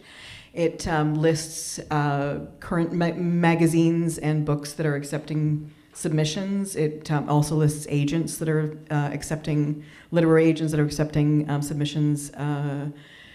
It's always a long shot there's so many magazines out there, but there's also just so many writers who are sending stuff out. But as Rachel Maddow would say, you don't always succeed, but if you don't try, you always fail. So if you're looking for, if you're interested in looking for a market for anything that you've written, please come and talk to me, and I can either be in touch with you outside of this, or I can see if there's any place that's on Duotrope currently that's looking for something. Please take a look too, if you are interested, duotrope.com. I think it's like $50 for the year, and they send you a huge email every month updating you in all the markets that have started or stopped accepting submissions, things like themed submissions where a magazine will be looking for stories specifically about the times you've run off the road, or something else like that. You might just have something that's absolutely perfect for it. Okay, so thank you again. I'm going to again say, Jake, is it time for Jake? You wanna? Yeah, awesome.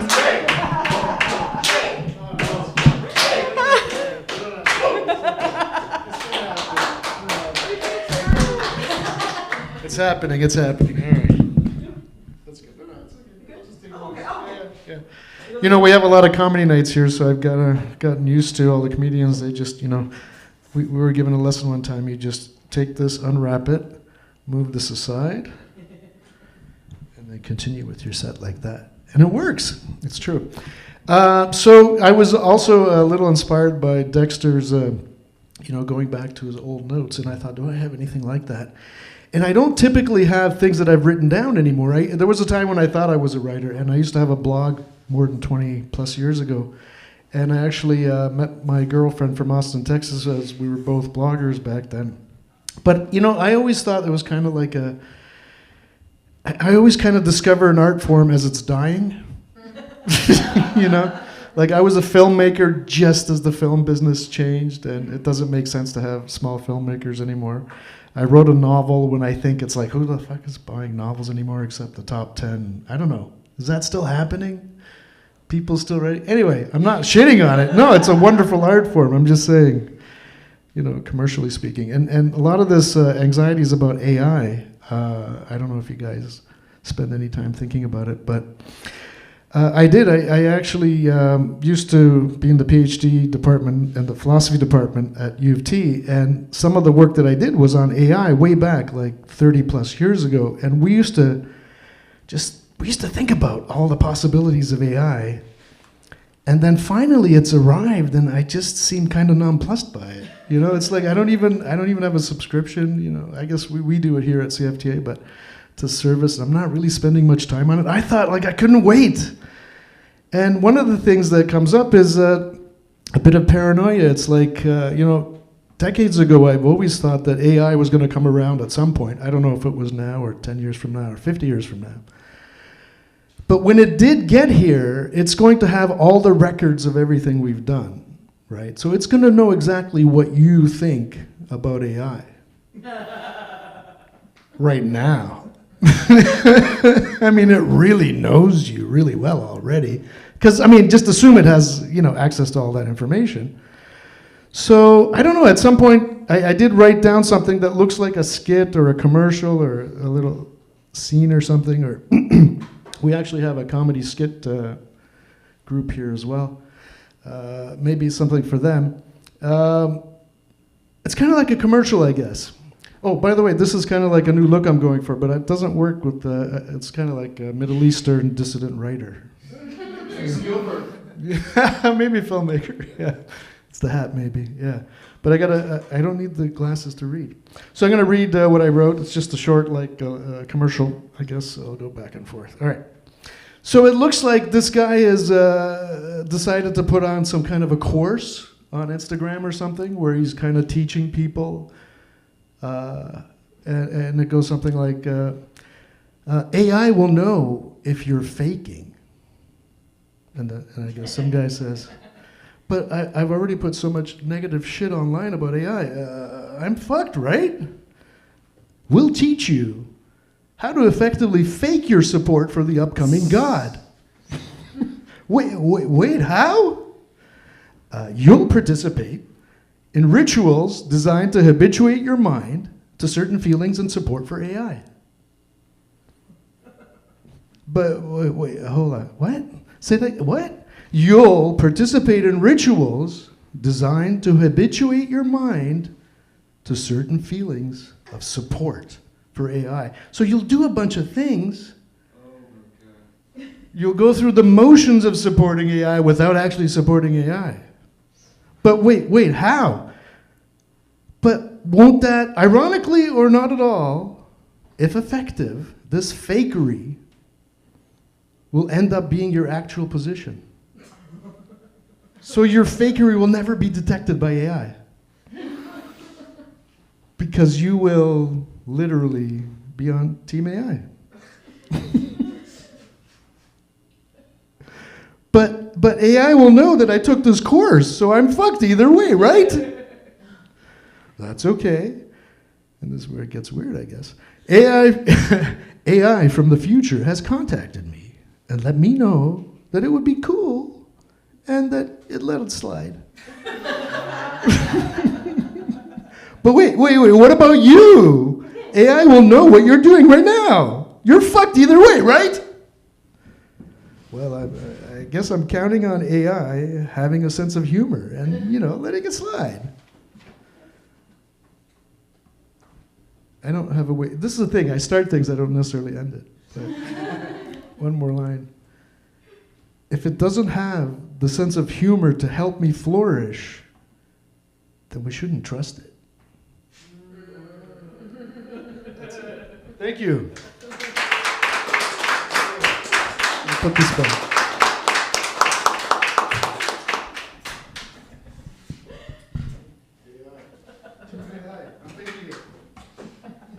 Everybody, Jake.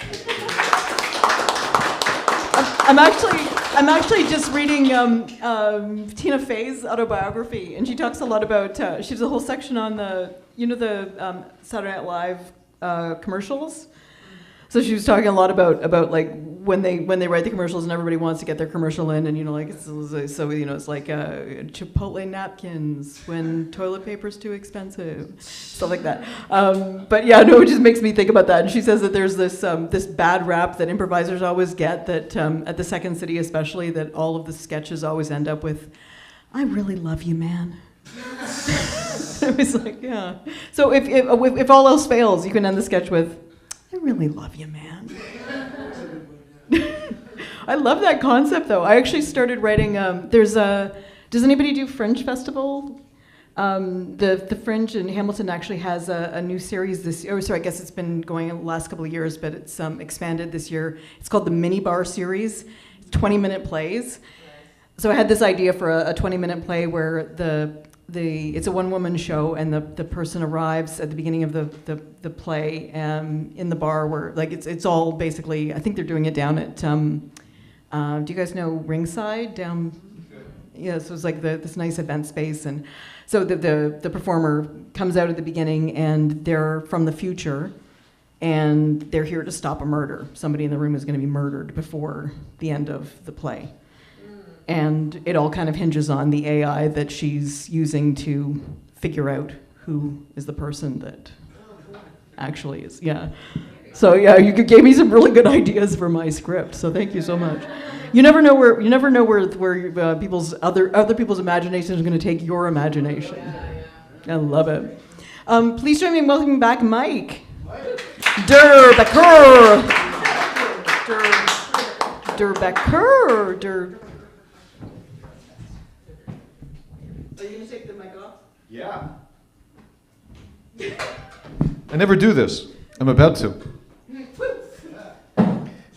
We've all learned something tonight.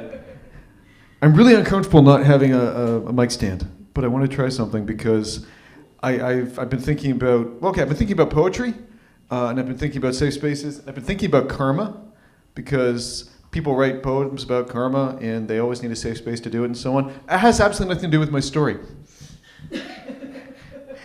But nothing goes away. I mean, everything kind of ties in and doesn't tie in. As an example, Jen, Dex, Jake, just in a conversation around 5 minutes ago, we realized, oh yeah, we all have a very, very, very peripheral connection. Jen knows someone who writes for Rue Morgue magazine. No, I know somebody who used to distribute. Yeah, used to distribute on behalf of Rue Morgue. I know a guy today who still writes for Rue Morgue, and Jake had a connection there, and so on and so on and so on. Like, everybody kind of knows somebody. When you get older, is that karma? This is an open question. I don't actually know. Let me give you a weird karma example. I have a very straightforward, I would dare say boring job at Metrolinx. I'm a technical writer. I got an email from someone, let's just say her name's Karen Smythe, and she sends me an email going, "Hey, Michael, I don't know if you remember me. It's been a very long time. If you do, please say hi." Oh, it's Karen Smythe. Smythe. Oh yeah, it's my 9th grade girlfriend. Except her name's a bit different. She spelled it S-M-Y-T-H. I thought there was an E at the end of it. But okay, it's been, 30-odd years, 30, 40 years at this stage? More? So I wrote back and going, "Hey, Karen, it's been forever. How are you? This is great, man. I haven't even thought about you. Like, St. Andrews Junior High was a very long time ago." Send this off. 5 minutes later, she gets an email back saying, "Oh, I think you've misunderstood, Michael, because I knew you at University of Waterloo." Okay. I didn't go to the University of Waterloo. Like, I never set foot at the University of Waterloo. And it takes 2 or 3 more emails before we realize she's looking for a guy, let's say the name is Brubaker, not Durbecker. And the Karen Smythe I knew actually had an E at the end of her name. There is no reason this should happen whatsoever. By the way, the Karen who contacted me, we're not keeping in touch. Like, we have absolutely nothing to reminisce about. But karma's weird. It kind of drags you into that kind of confusion, and things that should be a straight line are not necessarily a straight line. Can I give you another example? Yeah. Okay. My son is 19 years old, which means he was born how many years ago? 19 years ago, very good. 19 years ago, I have an infant son. I'm living in Toronto. I'm doing the same thing I do for Metrolinx at one of Canada's banks. I'm a technical writer, essentially. Not a lot of sleep. I'm getting actually like 4 hours of sleep because I'm helping to deal with a baby, but I can sleep for an hour on the streetcar to and from work. That equals 6 hours of sleep a day, which means I'm almost sane. I'm almost normal, just barely almost. I am maybe a little paranoid because I have to earn money for my family, and I'm really conscious. This is a good job. I'm getting paid more in this job than I've ever been paid in my life, but I don't want to lose the job. So I'm a little paranoid. I'm a workaholic by nature, and I'm being very, very careful. And I'm trying to make sure I do not lose my job. And after a meeting, someone I work with comes up to me and goes, "Michael, HR might call you in the near future because there's been a report. Someone says that they knew you a long time ago, and you were kind of frightening. So that's all they told us. But HR might call you." I have no idea what this could possibly deal with. I mean, I don't know what this has to do with anything whatsoever. I try to ignore it. 1 or 2 days later, someone else comes and says, "You are going to get a call from HR. Don't worry, they just have some questions about you." And I am paranoid. I'm going to lose my job. My child and my wife are going to starve to death.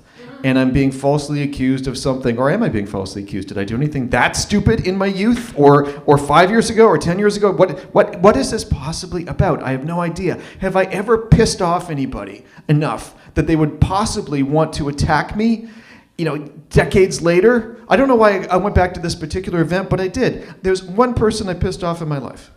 It was a former girlfriend. And it's not for the reasons you're thinking. What reasons are you thinking, by the way? Broke up with? No. Cheated? No. No way, shape, or form. No. Well, let me think about that. No, I didn't. Of course not. What kind of a monster do you people think I am? Kind of horrified here. And so what? When this happened, this was 19 years ago, I was, younger than I am now. Okay, full confession. I was 35 years old when this happened. And I'm going back to someone I dated when I was 16. Okay. Her name is Catherine, but if she liked you, you could call her Kitty. She was Irish. She was a friend of a friend of mine. We went to a concert. We kind of hooked up. And she was beautiful. I mean, she was absolutely gorgeous and kind of bird-like and long blonde hair and very dark eyes and very pale skin and a beautiful Irish accent I will not try to impersonate. But also, her dad was political, by the way. Irish politics, which I have no truck in whatsoever, except he was a unionist. Proud Protestant, yeah. Had tattoos of King William of Orange up and down his legs, up and down his arms. Maybe his legs too, but definitely up his arms. She's not political. I'm just her boyfriend. I used to read a lot of Irish literature and poetry and stuff, even when I was a teenager. So it's not really an issue. And we dated for a while, then we broke up, then we kind of got back together and we broke up. It's one of those situations. I was in university when I got back in touch with her, and things kind of went naturally from there. I think I was around 23, and I was a film student. And she had contacted me and said, "Listen, Michael, I need you to do a favor. My dad is having a seminar at a place, and I want you to film it, and I'll pay you." Okay, sure, why not? The seminar is at Royal Orange Lodge. Anyone know the Orangemen? Okay, Irish politics, very quickly. Protestants, Catholics shooting each other for a very long time. The Orange Lodge would do things like burn the Pope in effigy once a year. Yeah. I want nothing to do with this. I'm not even Catholic. I want nothing to do with this. I do not understand the politics. And she has not been political. Her father is political. And it's kind of a tenuous connection anyhow. I dated her when I was 16 and then kind of got back together when I was 18 and then we kind of hooked up when I was 20. And it's 3 years later and it's a big stretch in developmental terms, right? All those years. But I like Kitty. Like I genuinely like Kitty. I can't film this. I do not understand the conflict. I am not going to take sides. I'm not going to do anything that looks like I'm taking sides in a conflict I do not understand. But I want to help her out. I am a film student, so I start asking around. The first guy asked his name, Rob, and I said, "Hey, would you film something for the Orangemen?" I forgot that Rob was an Irish Catholic. Oh yeah, that answer was really interesting and long and profane in full sentences. That didn't go over. I asked a few other people, no one could do it. I finally found a dude, he was Iranian. And I said, there is a conflict in Northern Ireland because it is presently, and he said, you know what, I don't care. I don't understand, but if you pay me, I'll do it. Perfect. So the money that Catherine was going to pay me, I actually give to him outright. I'm not going to charge her. He's going to get paid. Her dad's going to get the film. Catherine's going to be happy, right? Right? I mentioned earlier that she wasn't political. Not till just then. Because I called her and I said outright, and I quote, I said, okay, sweetie, listen, here's the thing.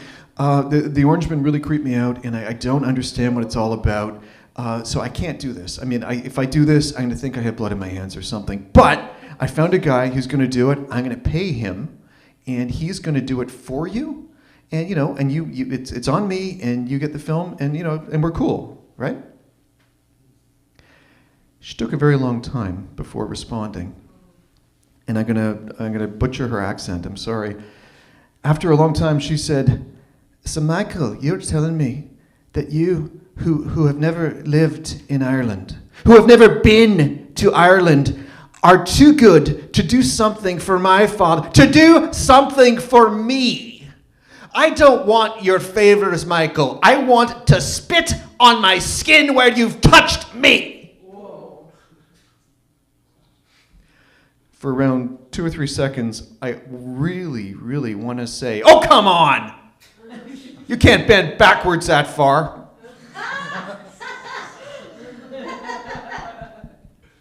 I don't think that would have gone over well.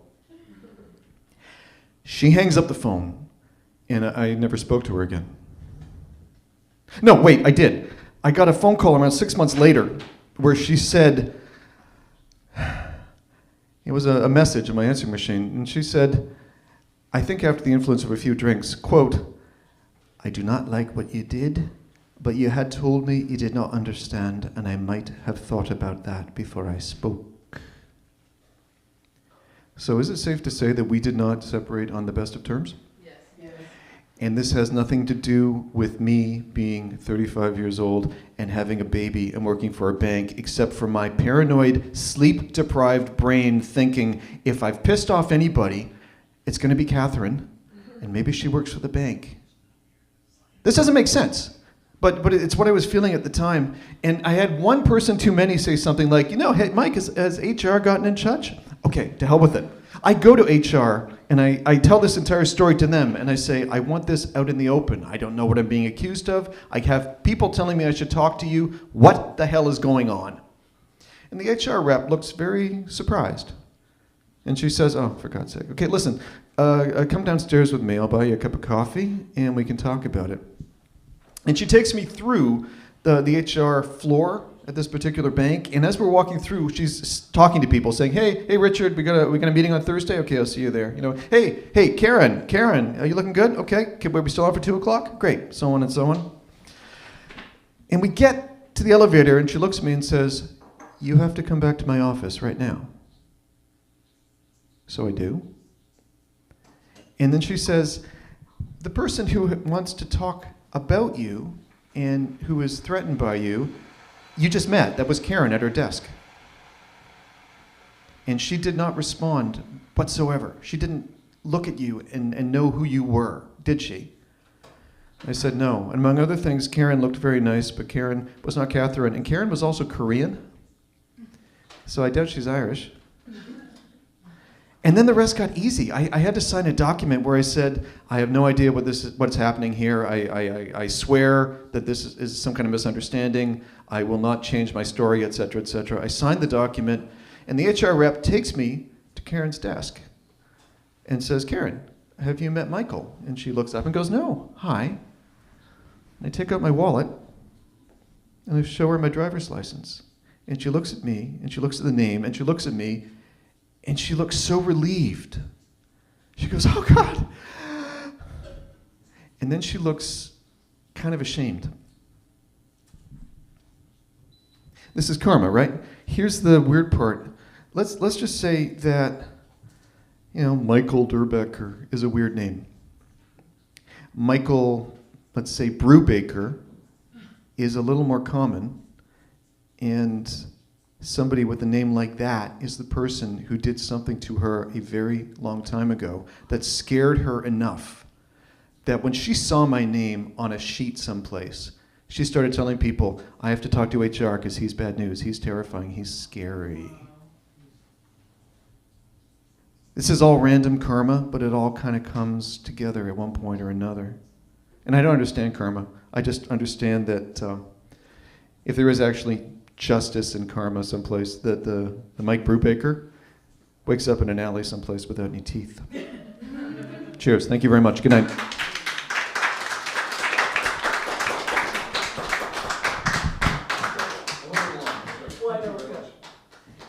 Sorry, I should have let you guys know that Mike had asked me if he could tell a little bit of a longer story, and that was great. And you got me thinking about all the weird little things that have happened to me in my life, like how I ended up friends with a Nepalese film star,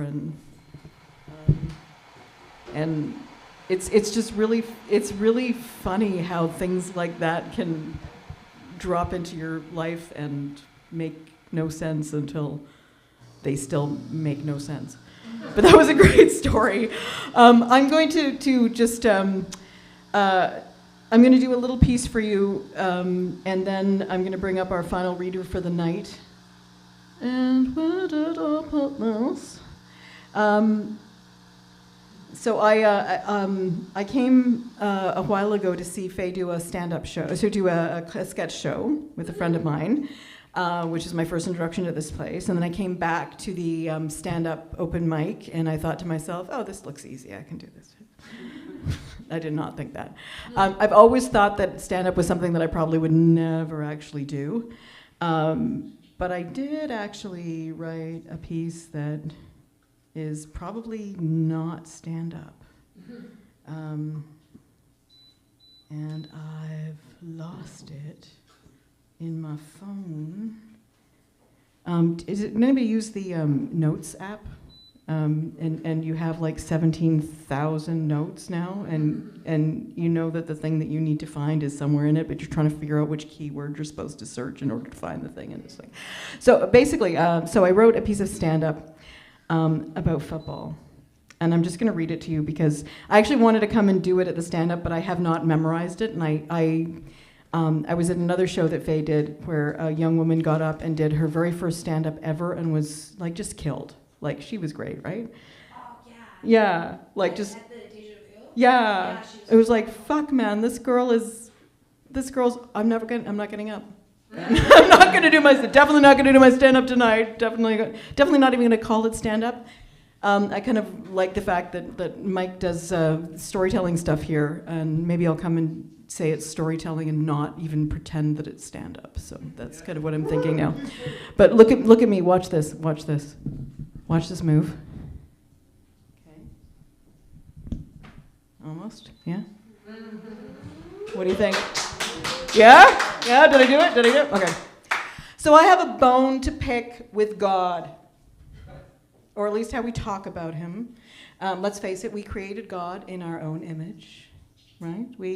I'm not saying God exists or not. I don't care if he's a he or a she or a magical purple llama.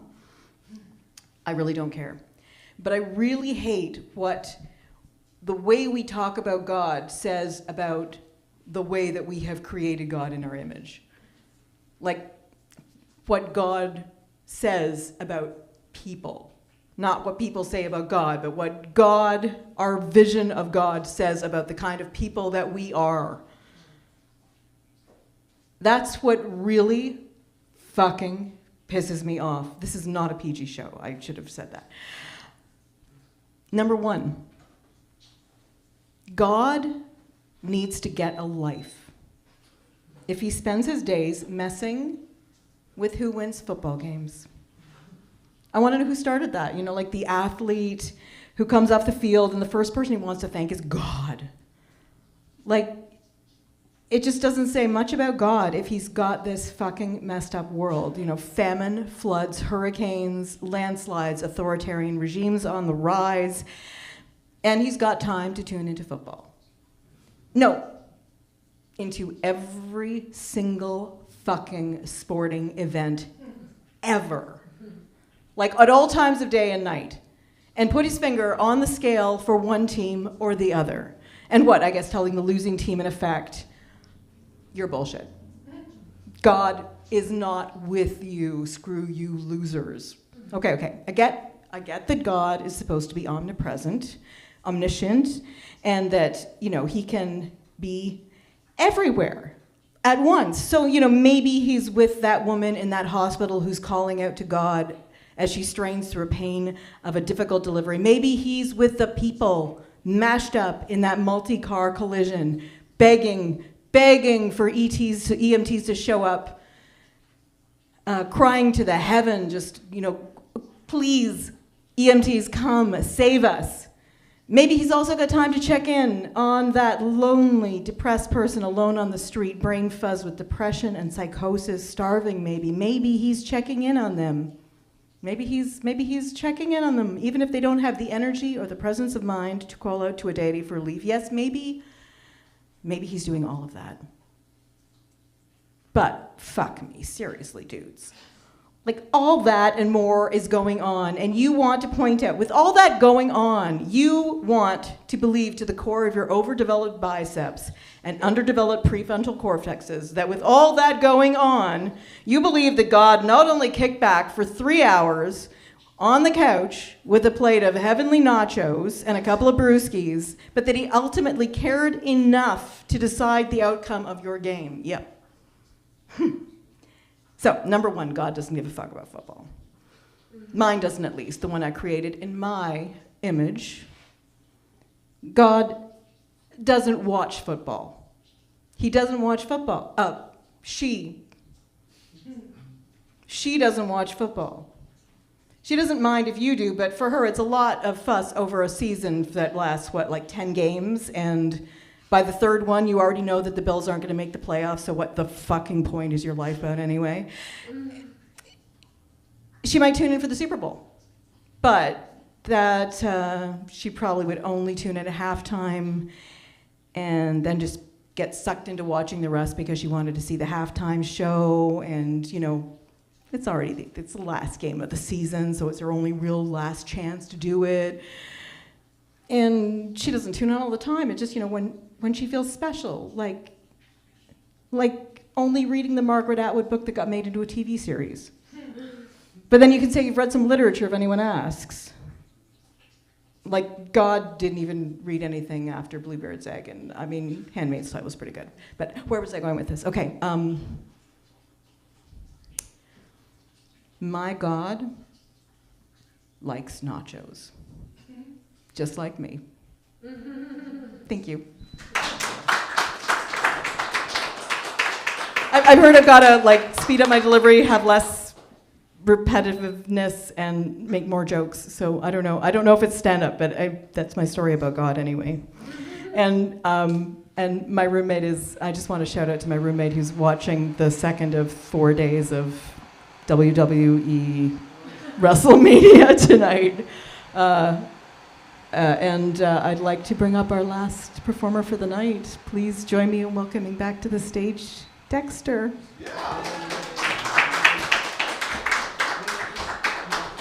And of course, the thing I really want to know is, does Dexter want to use the mic stand?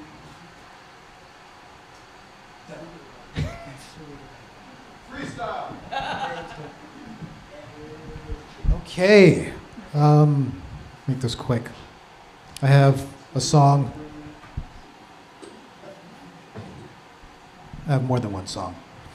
This one has a story to it. So, going to Vancouver almost 10 years ago, I was inspired on the drive back, going through the mountains, how majestic these mountains were. It's an incredible drive. And I had to pull over because I was inspired to write this song and these lyrics. And the funny thing is, soon after, Coldplay, they had the same lyrics as, well, the first, you'll hear it maybe if you're familiar with the song. And then recently, another group or artist. The title of my song is called Step Into My Power. And the title to this song that I recently found out is called Step Into Your Power. And I connect that to that saying Michael Jackson a long time ago, saying he had to get to the studio and write a song or else Prince would steal it. How we're connected to the ether, and if you don't do something, if you're gifted an idea, an inspiration, then someone else will act on it. So I was like, interesting, or it's just pure coincidence. But this is that song. I have to really get into it.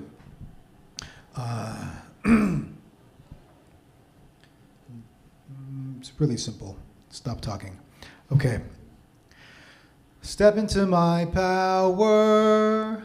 Step into my power, friend of mine. Step into my power. Step into my power, love you'll find every day, every hour. People fall in love, people die. What is mine is now ours. How can there be owners to living life? From a seed grows a flower.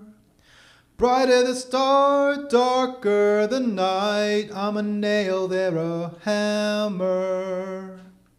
Release all your anger on peace of mind. Step into my power. Step into my power, friend of mine. Step into my power. Step into my power, love you'll find. Every tear is the ocean. You're another me, so who am I? Know the poison in potions. Then accept the notion that all is right in unconscious compulsion. Data dives deep. Feelings fly high through facts and distortion. Dancing through emotions to redefine. Step into my power. Step into my power, friend of mine. Step into my power. Step into my power, love you'll find. Every child loves the goddess. Every warrior protects the child. Redefine what success is. If in it possesses more appetite. When I die, wear my ashes. Symbolize the fashion for living life. Make them feel the attraction. Unplug for connection. Now's the time. Step into my power. That's the song.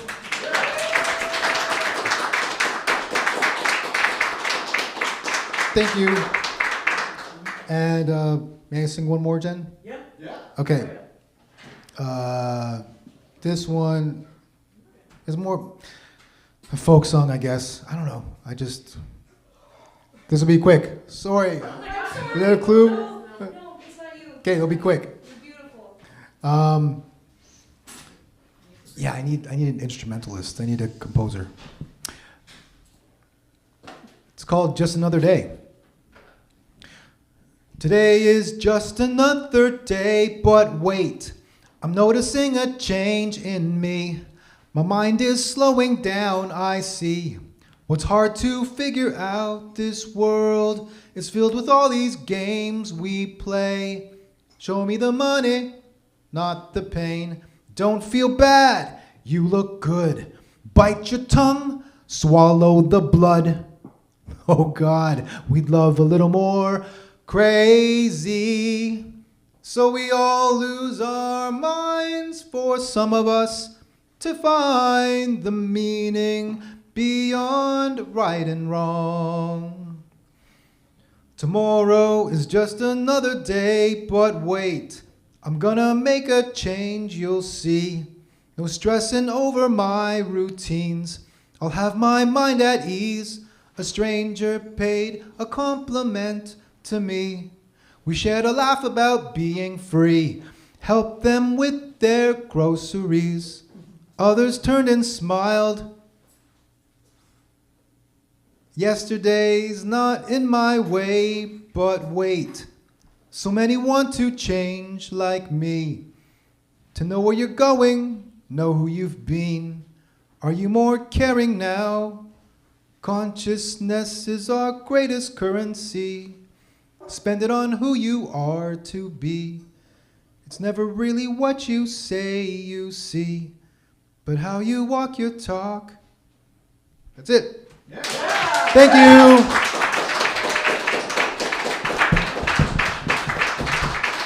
And Jen Frankel.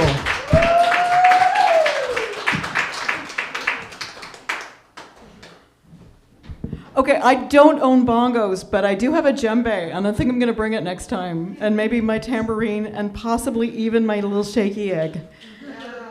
My cat played with my shaky egg once when he was very little, and it was this one moment of being a musician, and he's never, you could tell it just wasn't his thing. He just put down the shaker egg, and that was it. But yeah, I'm gonna bring the djembe, and then people can actually just give themselves some rhythm while they're up here doing cool songs, just a cappella. That was awesome. Guys, thank you so much. This was the inaugural night of Right On Right Now in Hamilton, the Writers' Open Mic dedicated to the principle that we all have creativity in us and we need a chance to share it. Thank you so much for sharing everything that you brought tonight. I was vastly entertained. I am so glad I did not stay home. It was wonderful, and I hope you'll all come back. Our next one is what? Did you say the 16th? So it's going to be the third Friday of every month. We did Saturday this time because we didn't want to compete with Jesus dying. That's right. Yeah, there was a show already booked but it's going to be regularly the third Friday of the month. Nothing to do with Jesus. And please come back, and please bring your friends, and you're all amazing.